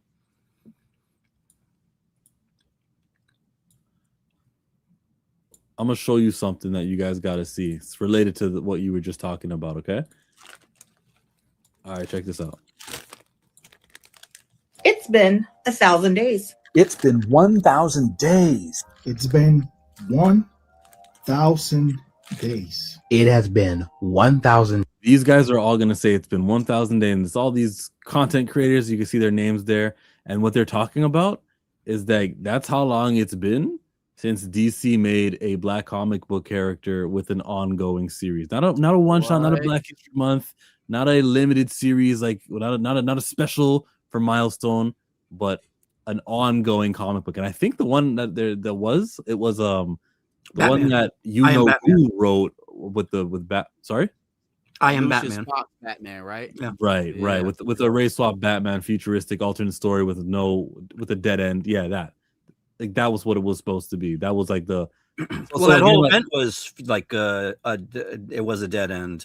Yeah. But again, hold on, let me unmute it for this part. It's been 1,000. Oh damn! Did I? Days. I was trying to unmute it right at the exact part where they get to the point, but I fumbled that one. But sorry, Mike. Just go. Like I didn't. Well, no, but this is part of the problem when you don't have. Well, first of all, when you have racism, but second of all, when you don't have steady ownership, when you have somebody who comes in and they buy the company, and they're like, okay, so this is what we're gonna do. We're gonna do these things or whatever, and then they're out immediately afterwards, and the new ownership comes in, and they're gonna say, yeah, we're not doing any of that. Like, you need consistency. There are people, and I mean, I've heard that there were writers and artists told that they couldn't do certain storylines because they didn't know how long they would have to do them because of, you know, whatever was going on the business side of it, you know, not talking about the creative side. Like this thing you just showed, that's a whole other thing. But the main thing that keeps being said is that they don't know, like it's all uncertain because based on whether, like, this guy Zaslav, he's the one that came in. He wasn't coming in to save the company. He was coming in to make the company attractive so someone could come and buy it. He didn't give a fuck about DC. Yeah, essentially. Same way private equity buys up shit like Sears or Kohl's, and they come in and they part the shit out and they make out like Robin Bears. I just never thought we'd see that with a movie studio, though. Mm-hmm. Yep. And so when you have something like that, I mean, I'm not there's no reason. I don't know as far as the editorial is concerned why they, and chill, we've talked about this many times with the stupid decisions they make, whether it's like 5-issue arcs or, you know, whatever, all that stuff. It makes no sense. But I mean, there have been more new people coming into my store. I mean, the last time I saw something like this was maybe 2011 when the New 52 came out. Ask them if they're wrestling fans, because I think AEW played a part.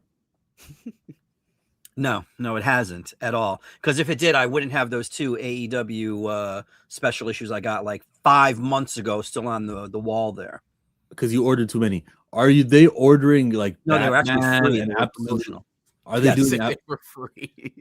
Who are the new people who are showing up at your shop, and what are they buying when they come? A lot of I'm legitimately, honestly, I've always been a Marvel store. Like, that's been the top seller out of everything. But DC they're getting back to the levels that they were at pre-pandemic. So they're a close second. Nice. And that's interesting. I want to know, like, what exactly is, especially since honestly, a book. And I'm talking about somebody like, I mean, I'm not a tribalist or with anything, but like DC, when they did the All-In thing, like that creatively, that started, books were getting better. The storylines were getting better. The writers, the Jeremy Adams, the Green Lantern. A better storyline isn't going to make somebody new return to the comic books. Yes, it will, because see, this is the thing. They're not reading them to know that they're better. A comic book store owner, if he's doing his damn job, he will be able to express what stories are good and what stories are bad. I had somebody tell me that until they come to the shop. So what is DC doing in their marketing to make them come? Actually, you to can't, because hold on. If you have somebody coming in and saying, "Hey, I've heard about this character, Green Lantern. I'd like to know something about him." Then you say, "Okay, well, which about the character?" Hold on. I'll say, well, first of all, which Green Lantern are you talking about? And if they say, "Oh, the white one," or the dude with the bowl cut, or the chipmunk, then you proceed from there. And if you are a comic book store that you deserve to own your comic book store, then you will be able to hook them up with a story where that character shines, or where that character has. But that's not where I'm stuck with you. Like and I don't, I'm not doing this debate one. This is not that stream. You don't want to debate nothing tonight. Yeah, he's not. Yeah, I don't know what this is. I'm trying to tell you that the industry is getting better, and it's taking baby steps because of whatever. But like, if we have more, you told me DC. I got my answer. I mean, I'd like more specifically, what book exactly are the new guys reading? If there is one, is it like one that's leading the charge? Absolute Batman. Absolute Batman. There we go. That book has been making some noise, and people are coming to the shops. Thank you for that information, Mike. Super. Can't wait to pick up the next Absolute Swerve Strickland on WWE's NXT. Super chat.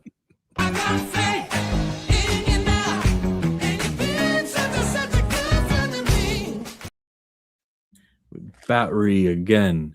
Congrats to my boy Aaron Pierre ditching Tiana upgrade. Oh, did that happen?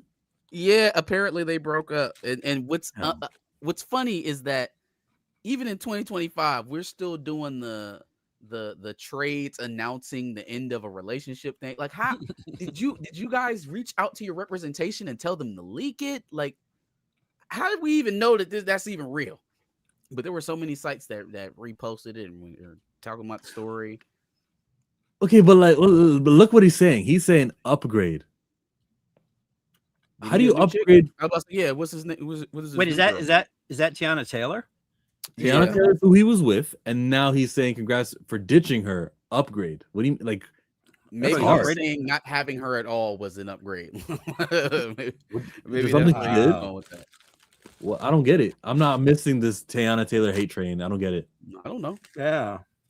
I mean, I'm not on it. I'm saying maybe he just maybe he's not. Nah, bro. Keep your money if you're gonna say something like that. We don't want to hear that. That's noise that I don't. Nope. In one ear out the other. You got to explain that. I need that explained to me. The Kai Cenat Gigi thing, I think I follow. I think I know what's going on there. But this breakup, no, I didn't hear about that until just now. He just hate women girlfriends weird. hang out with rappers. She'll duck in the fade tonight. So nearly 4 years. Wow, that's crazy. But yet Marvel Comics hate black characters. Make it make sense. It's Johnny. It also this is what I wanted to say. If the last book was Lucian Fox Jr., if that's what the last book was, we got to be more specific with the ask. It's not just you need to have the ongoing series. It also got to be like an actual consequential story, actual black character who integrates with the Justice League, and we get to see a good writer on it too. It's not sufficient just to be like, here's this minimum wage artist and minimum wage writer, and you guys go do something for the blacks. Happy February. I don't want that.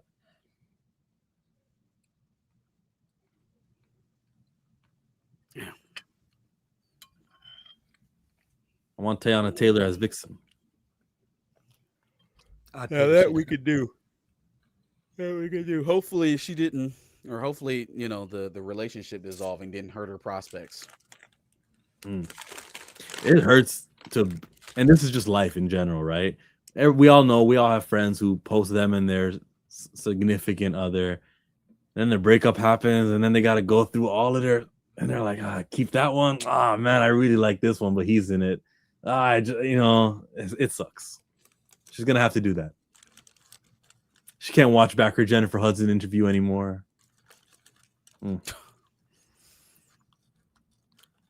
I think she'll be okay. Me thinks she'll be okay. You know who's got it though? Glow and Brandon Ingram. They got it. Yeah. Sure. And Nico Nolandria too. Those are all my couples that I know about. Who was the last one? From Love Island, Nick Olandria. Oh no, I wouldn't know. I was gonna say I don't know any of whatever you just said. You just spoke a foreign language to me because I'm like, what?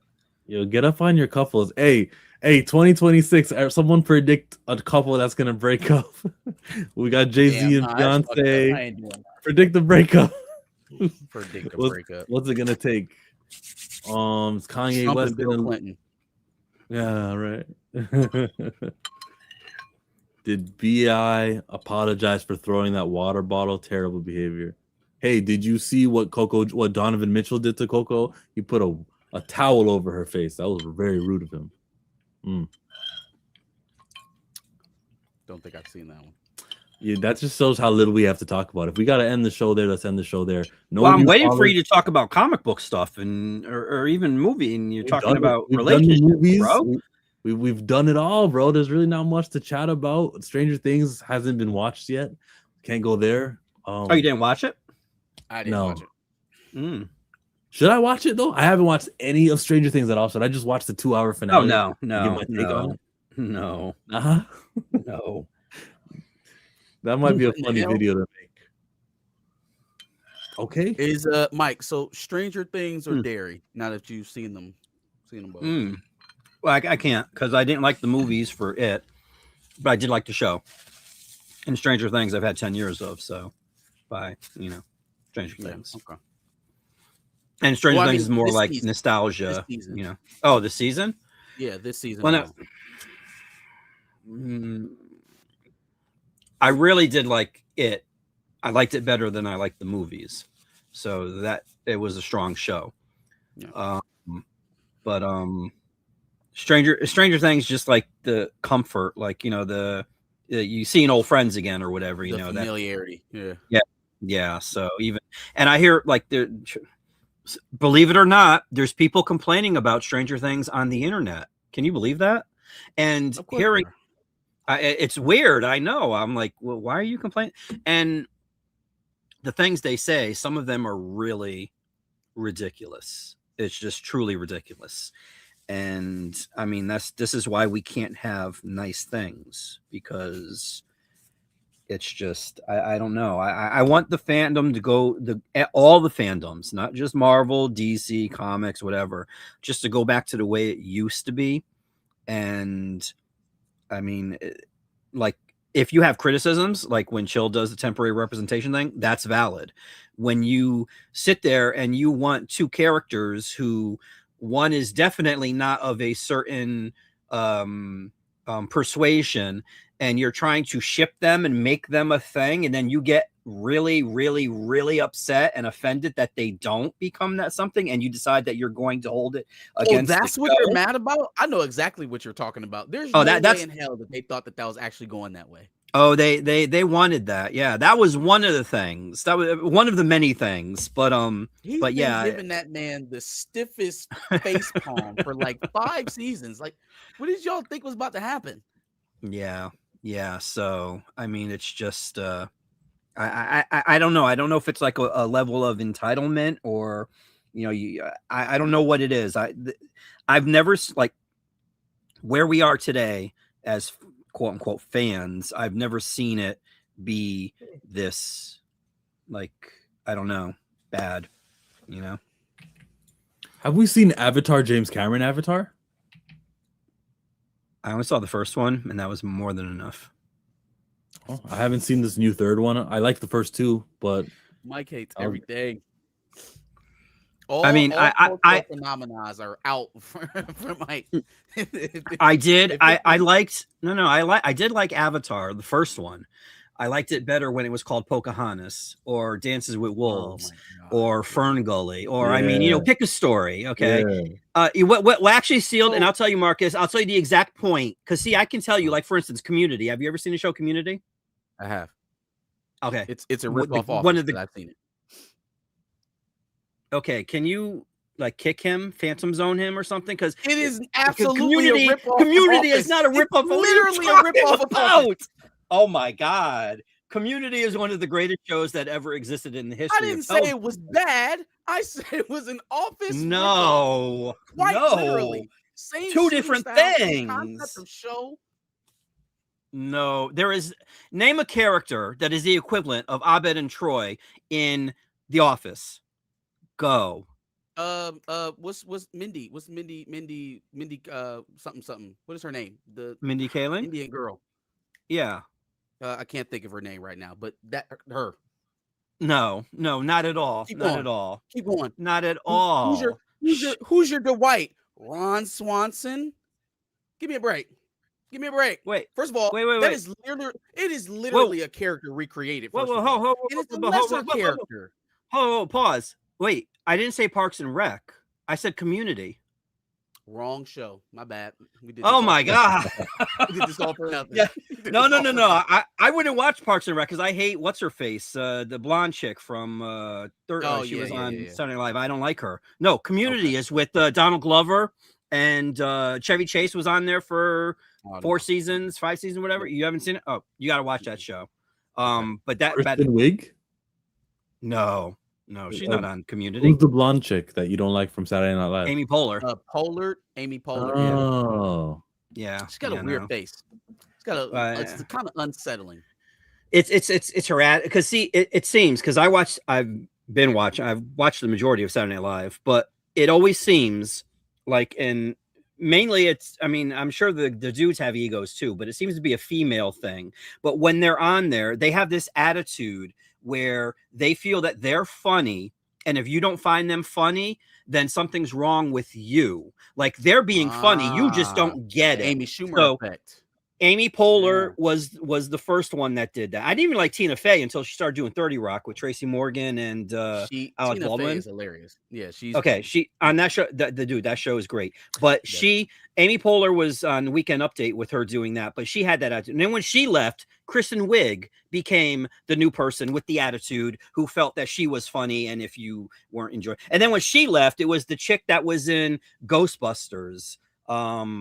The blonde chick, the other blonde chick, yeah. Kate, yeah, she was the one. And then when she left, I mean, it's just like they hand this title down to, you know, whoever, and it's annoying. It's really annoying. So Amy Poehler, she was one of them. That's why, I mean, even getting through Inside Out was a chore, but you know, it was good. But Community is a really good show, and everybody should watch it. I don't know why I brought it up, but it is one of the greatest shows on TV. I thought he was talking about Parks and Rec. No, I would never watch Parks. No. Yeah, and I agree, but I do agree with you, Marcus. Parks and Rec is definitely The Office, definitely. Avatar, Fire and Ash. Oh, but wait, no, hold on, chill. I'm sorry to interrupt. No, the reason I brought up Community is because I know the moment when I fell in love with the show. I can tell you the exact precise moment. I can tell you the exact precise moment when I realized Avatar was trash is when Giovanna Ribisi was telling people about the mineral that they were looking for. And he said the name of it was called unobtainium. Right then and there, I was done. I'm like, okay, I'm going to enjoy the spectacle, the 3D, because James Cameron, say what you will about him, especially about these crappy movies, but he is always pushing forward for technologically advancements in movies. And I will, like, especially with Nolan too, as much as I don't like Nolan, he is one of those people that defends movie theaters and cinema going and stuff like that. So I respect that. There's an element discovered by a German called germanium. The way elements get named is consistent. Oh, so you're saying the one that they were looking for, they couldn't get, so they decided to call it unobtainium. Why? Really that's because they couldn't get it. Really? Come on. He could have come up. So the other 3 hours of the movie where they weren't even mentioning unobtainium is now tainted and throwawayable because of that name of the mineral. Well, see, but I the other 3 hours was like, you know, maybe half of Ferngully, a sprinkle of. I mean, come on. I mean, I could have let it slide if it because of the spectacle of it. Did you like Can you watch Pocahontas Black Panther? Ferngully? Can you watch Black Panther? Because they call it vibranium. Why would they call it that? They don't speak the language English. Why would it? Vibranium isn't. No, see, unobtained. Chill. If I have to explain, come on, man. Come on, really? You really do? It's I really not have a to good explain? name, but I'm also not accepting it to take the entire movie. I'm not taking that as why the entire movie is trash. The story was trash, but I'm saying that as far as the spectacle of it, as far as the graphics, as far as the presentation, that is what you're paying for. Say what? Say what? Loved it in Pocahontas. Well, Pocahontas was animated. I reject the idea that you can't have common storytelling themes in your movies and still have a good original feel on it, right? You can. More. I'm about to say there's a million post-apocalyptic things out there, and people love them all. And James Cameron did a good job with one of them with Terminator movies. But James Cameron did a good job with Terminator. He just clearly, I don't know if it was just him that was writing the story or if he had a co-writer on Avatar, but whatever it was, he did not do as good a job as he did with Terminator or True Lies or The Abyss or what else did he do after that? Jesus Christ. No, I think he went, Titanic. Even Titanic was better. Yeah. Even that was better than this. And that story's been told God knows how many times. So I don't know. I don't see get why Titanic did so well, but it did well. Because of the spectacle. I mean, technologically speaking, I mean, dude, he built his ship and destroyed it. Like, I mean, it was good. And Celine Dion. Your fellow countrymen. Come on. Hello. Celine Dion probably had a lot to do with that too in the 90s. You got a good song with the show, then yeah, that's the thing. Hey, yo, Mike, thank you for coming, but I have another caller. Okay. It's been real, Mike. It's always good talking to you, brother. Moffley. Mo Fly, what it do, Mo guys? Fly. What up, dog? Happy New Year, first and foremost. Today my birthday, so we gonna roll on that. You love these call-in shows. I was kind of surprised you didn't show up 2 hours ago, but here you are. I'm so sorry, man. You know, I have a party. Everybody's celebrating, my holiday. You know what I'm saying? Congratulations, dog. First and foremost, Man, Mark has been talking about this for a minute about these critics been going at these movies, and I wanted to get something off my chest. If this is a part, aside from the topic, let me know and I'll stop. Let's go. But I wanted to speak about the upcoming award nominations coming up. And me and Marcus, we spoke about, I sent you that information about how Variety and Rolling Stone gave the top 20 movies and they left out a certain movie. And right now, what they're doing, and they're trying to pump up your boy Timothy Olympian as the new Oscar winner. And they're also trying to pump up this movie One Battle After the as a new. And I'm just like, dude, I see what the play is right now. And what I was speaking about was that not only Sinners was just a great movie, but I've been trying to talk about the movie The Long Walk, that the black brother David Johnson. He was in Alien, Romulus, and Long Walk, right? Yes. Yep. He should be nominated for Best Supporting Actor. Period. Oh, for sure. For Long Walk alone. The Long Walk actually is a better movie than One Battle After the Next. I think Jonathan Majors should be nominated for Best Actor. Period. Mm-hmm. Yeah. To me, he had the best performance all year, but they swept it under the rug. And I think a lot of people didn't like the movie Him, but I think Marlon Wayans should be nominated for Best Supporting Actor. You know, he played that villain well. Back to Magazine Dreams. There's sorry, nobody campaigning Magazine Dreams. No, like he's not even doing interviews. He's just making love to Megan Good and behind closed doors. He's living and enjoying his life. But doesn't that suck though? That like you have to have a machine behind you to go out and do a presidential campaign when your acting is what they're rewarding you for. Like that shit sucks. The machine is why MoFly just told us One Battle After Another is being pushed. It's the WB movie. So all the WB heads and the WB voters and the WB influencees are going to be told, you make sure you vote for One Battle After Another for Best Picture so that Sinners doesn't get it. And another thing I wanted to say, I find it so funny that these so-called critics, and I'm certain people we spoke about so many times, I'm going to put them out there. I'm a fan of Critical Drinker, but I see the bigotry. Nerd Erotic, I see the bigotry. It's like anytime when they throw black products that are not good, they're all over it. They're going to talk about how bad it is. But when you have a movie like Sinners that became the best movie of the year, they treated it like a bastard stepchild. They didn't even want to review it.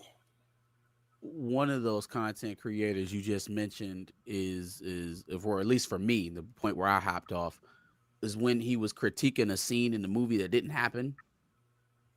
And for me, when you venture into that type of commentary where you're willing to either fabricate something about a movie, or at that point, I was wondering if he had even seen it.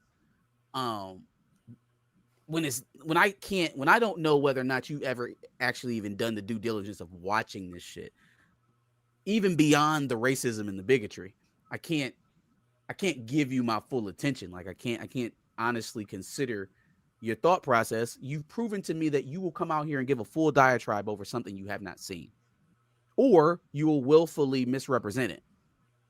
That's kind of disqualifying. Yeah. He even said, I'll say this. When Critical Drinker did the critique on Sinners, could you believe this knucklehead said Delroy Lindo hasn't did no movies? I haven't seen him do anything in over 20 years. And I'm like, dude, you really never seen The Five Bloods? And you're a movie critic. So it shows you just how much respect they have for the work when it's done right. You know, it's a sad scenario. I mean, like you were just saying about Magazine Dreams, I just feel like yeah, they didn't want to put a push on it. But honestly, it's kind of like, you going to the Super Bowl. Yeah, the best team won the championship. This man he really gave the best acting performance, and they swept it under the rug like they don't even want him like in that crowd again. Yeah. And he hasn't been in a movie theater since, I think it came out January last year, didn't it? No, it came out March this year. Did it come March? Okay, it came out March this year of 2025. We enjoyed it. We watched it. And now, like, okay, Majors, where's your next movie? I don't see anything with a trailer or I don't know. It's going to be rough. It's going to be rough. Let me ask you something, Mo-Fly. Do you remember what won Best Picture last year at the Oscars? I think wasn't it Oppenheimer? It was. It probably should have been one of those movies, Barbie, Oppenheimer. One of the most popular movies for the viewing public of the year. Well, Oppenheimer won last year. It was Amelia Perez. Oh yeah, Amelia Perez. I'm sorry. Yes, it was Amelia Perez, the movie about a drug dealer who washed all their sins away by getting a sex change. Yeah. So, like, again, when that is the logic, like if that's who the awards are going to, and now we can pretty much assume how they got it, right? It's through advocacy. So, like, how much longer, I guess, do you have to see those type of results before you don't respect it anymore altogether? Like, I understand wanting an Oscar for our faves, but at the same time, when they continuously show us that they're not judging off of merit and there are other factors at play, it gets hard for me to even get mad when my faves aren't getting them. Because I promise you, I have not heard anything about Amelia Perez since. Nope. You didn't hear anything about it before. You probably heard it on the press tour during the Oscar season last year, and that was it. I don't even know what streaming service is on. Honestly, hell, even when Moonlight won Best Picture, when last time anybody talked about that movie? No disrespect to it. Well, who did it launch? Wasn't Mahershala Ali in that one? Yeah, he won Academy Award for that. Yeah, it helps him. But my thing, the point I'm trying to make is that they pick and choose what they feel like, okay, as far as black movies, which is, the thing that they feel like us.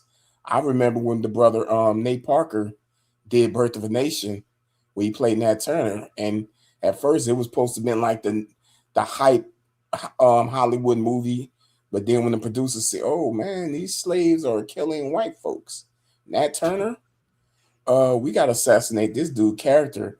What did you do about 15 years ago with this so-called white lady that you was dealing with? You know what I'm saying? And they got, was it Gail? Who did it? Who was the Good Morning Show host who did it on it? Robin Roberts. Robin Roberts. Come on, just admit that you did something. Come on, just admit. And they just looking at this like, are you out your damn? So, I mean, we can assume that was, by extension, probably Disney. I don't think Robin Robbins came up with the idea to ask him that question in a setting where he's here to promote a movie. It was more than likely Disney, right? Wait, no, I'm going to give Robin Roberts all the credit for asking that question. Me too.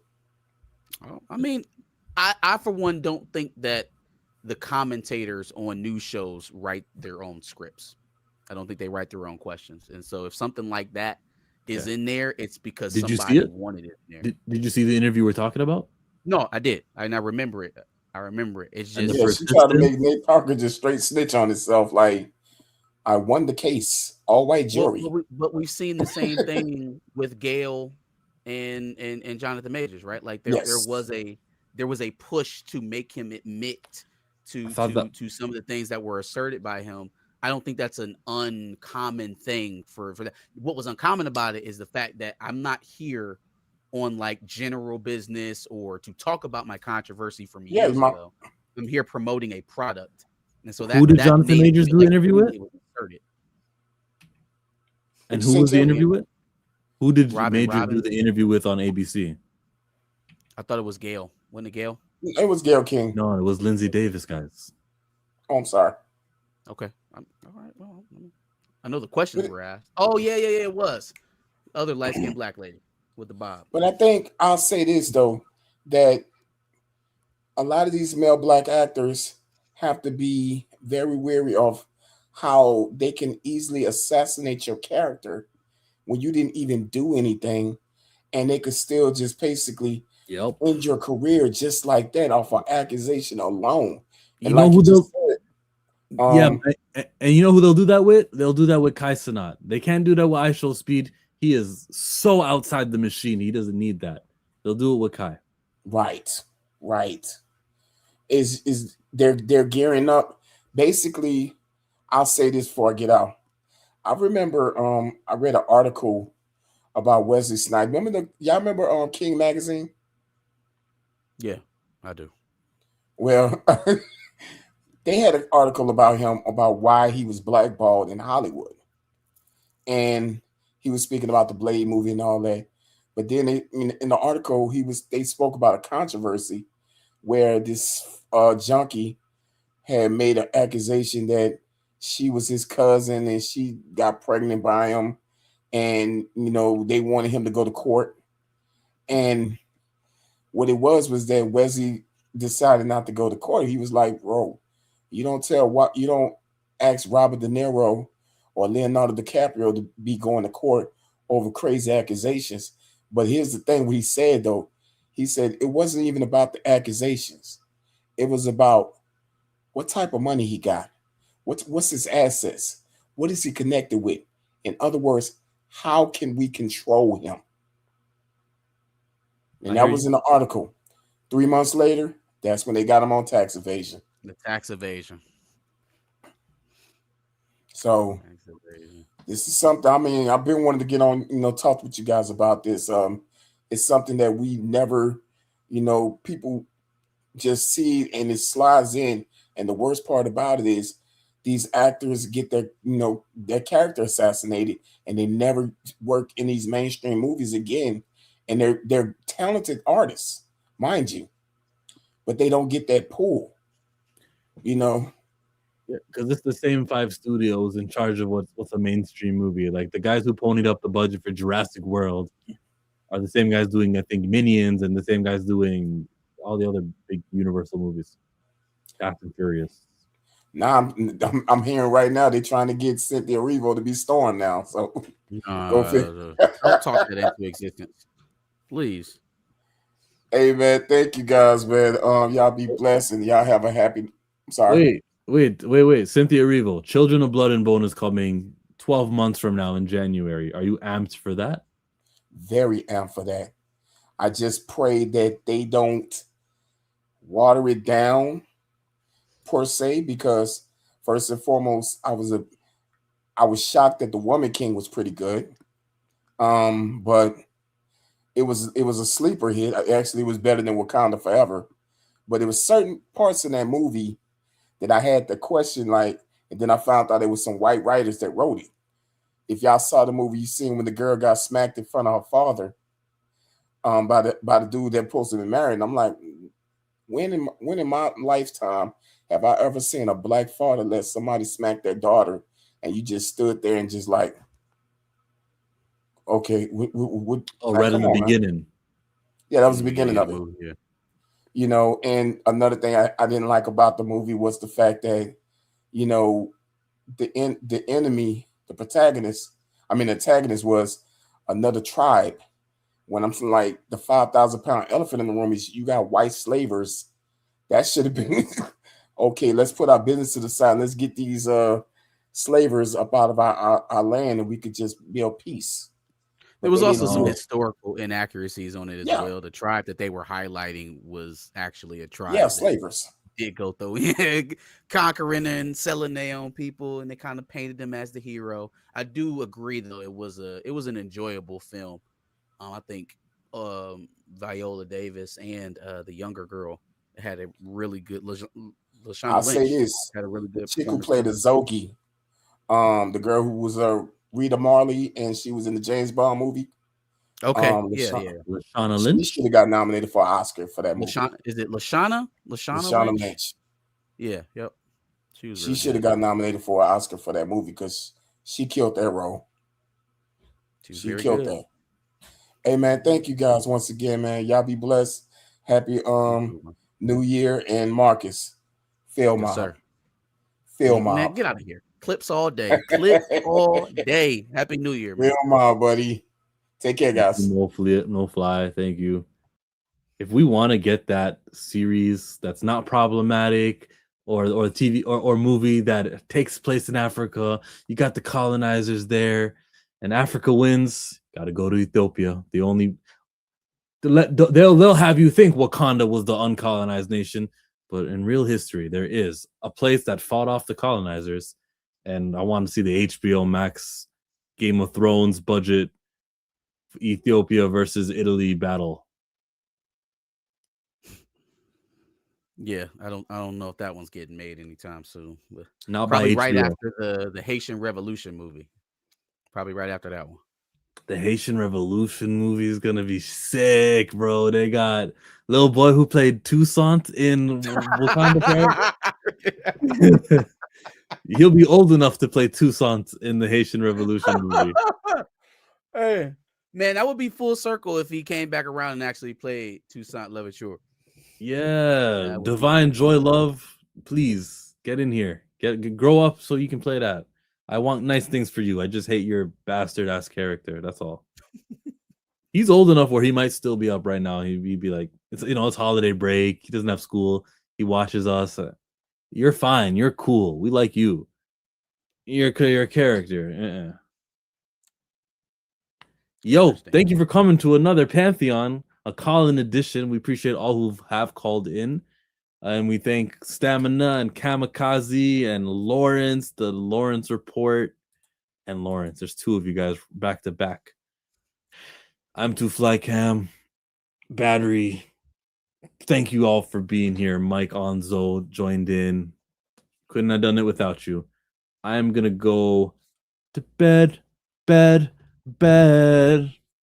Same. Cue to Josh. Hey, I've been watching y'all every single time on Thursday and Friday because I swear to God, y'all switch up every now and then. But rock out. I'm fucking with it. I'm out. Thank you, Josh. Appreciate it. All right, dog.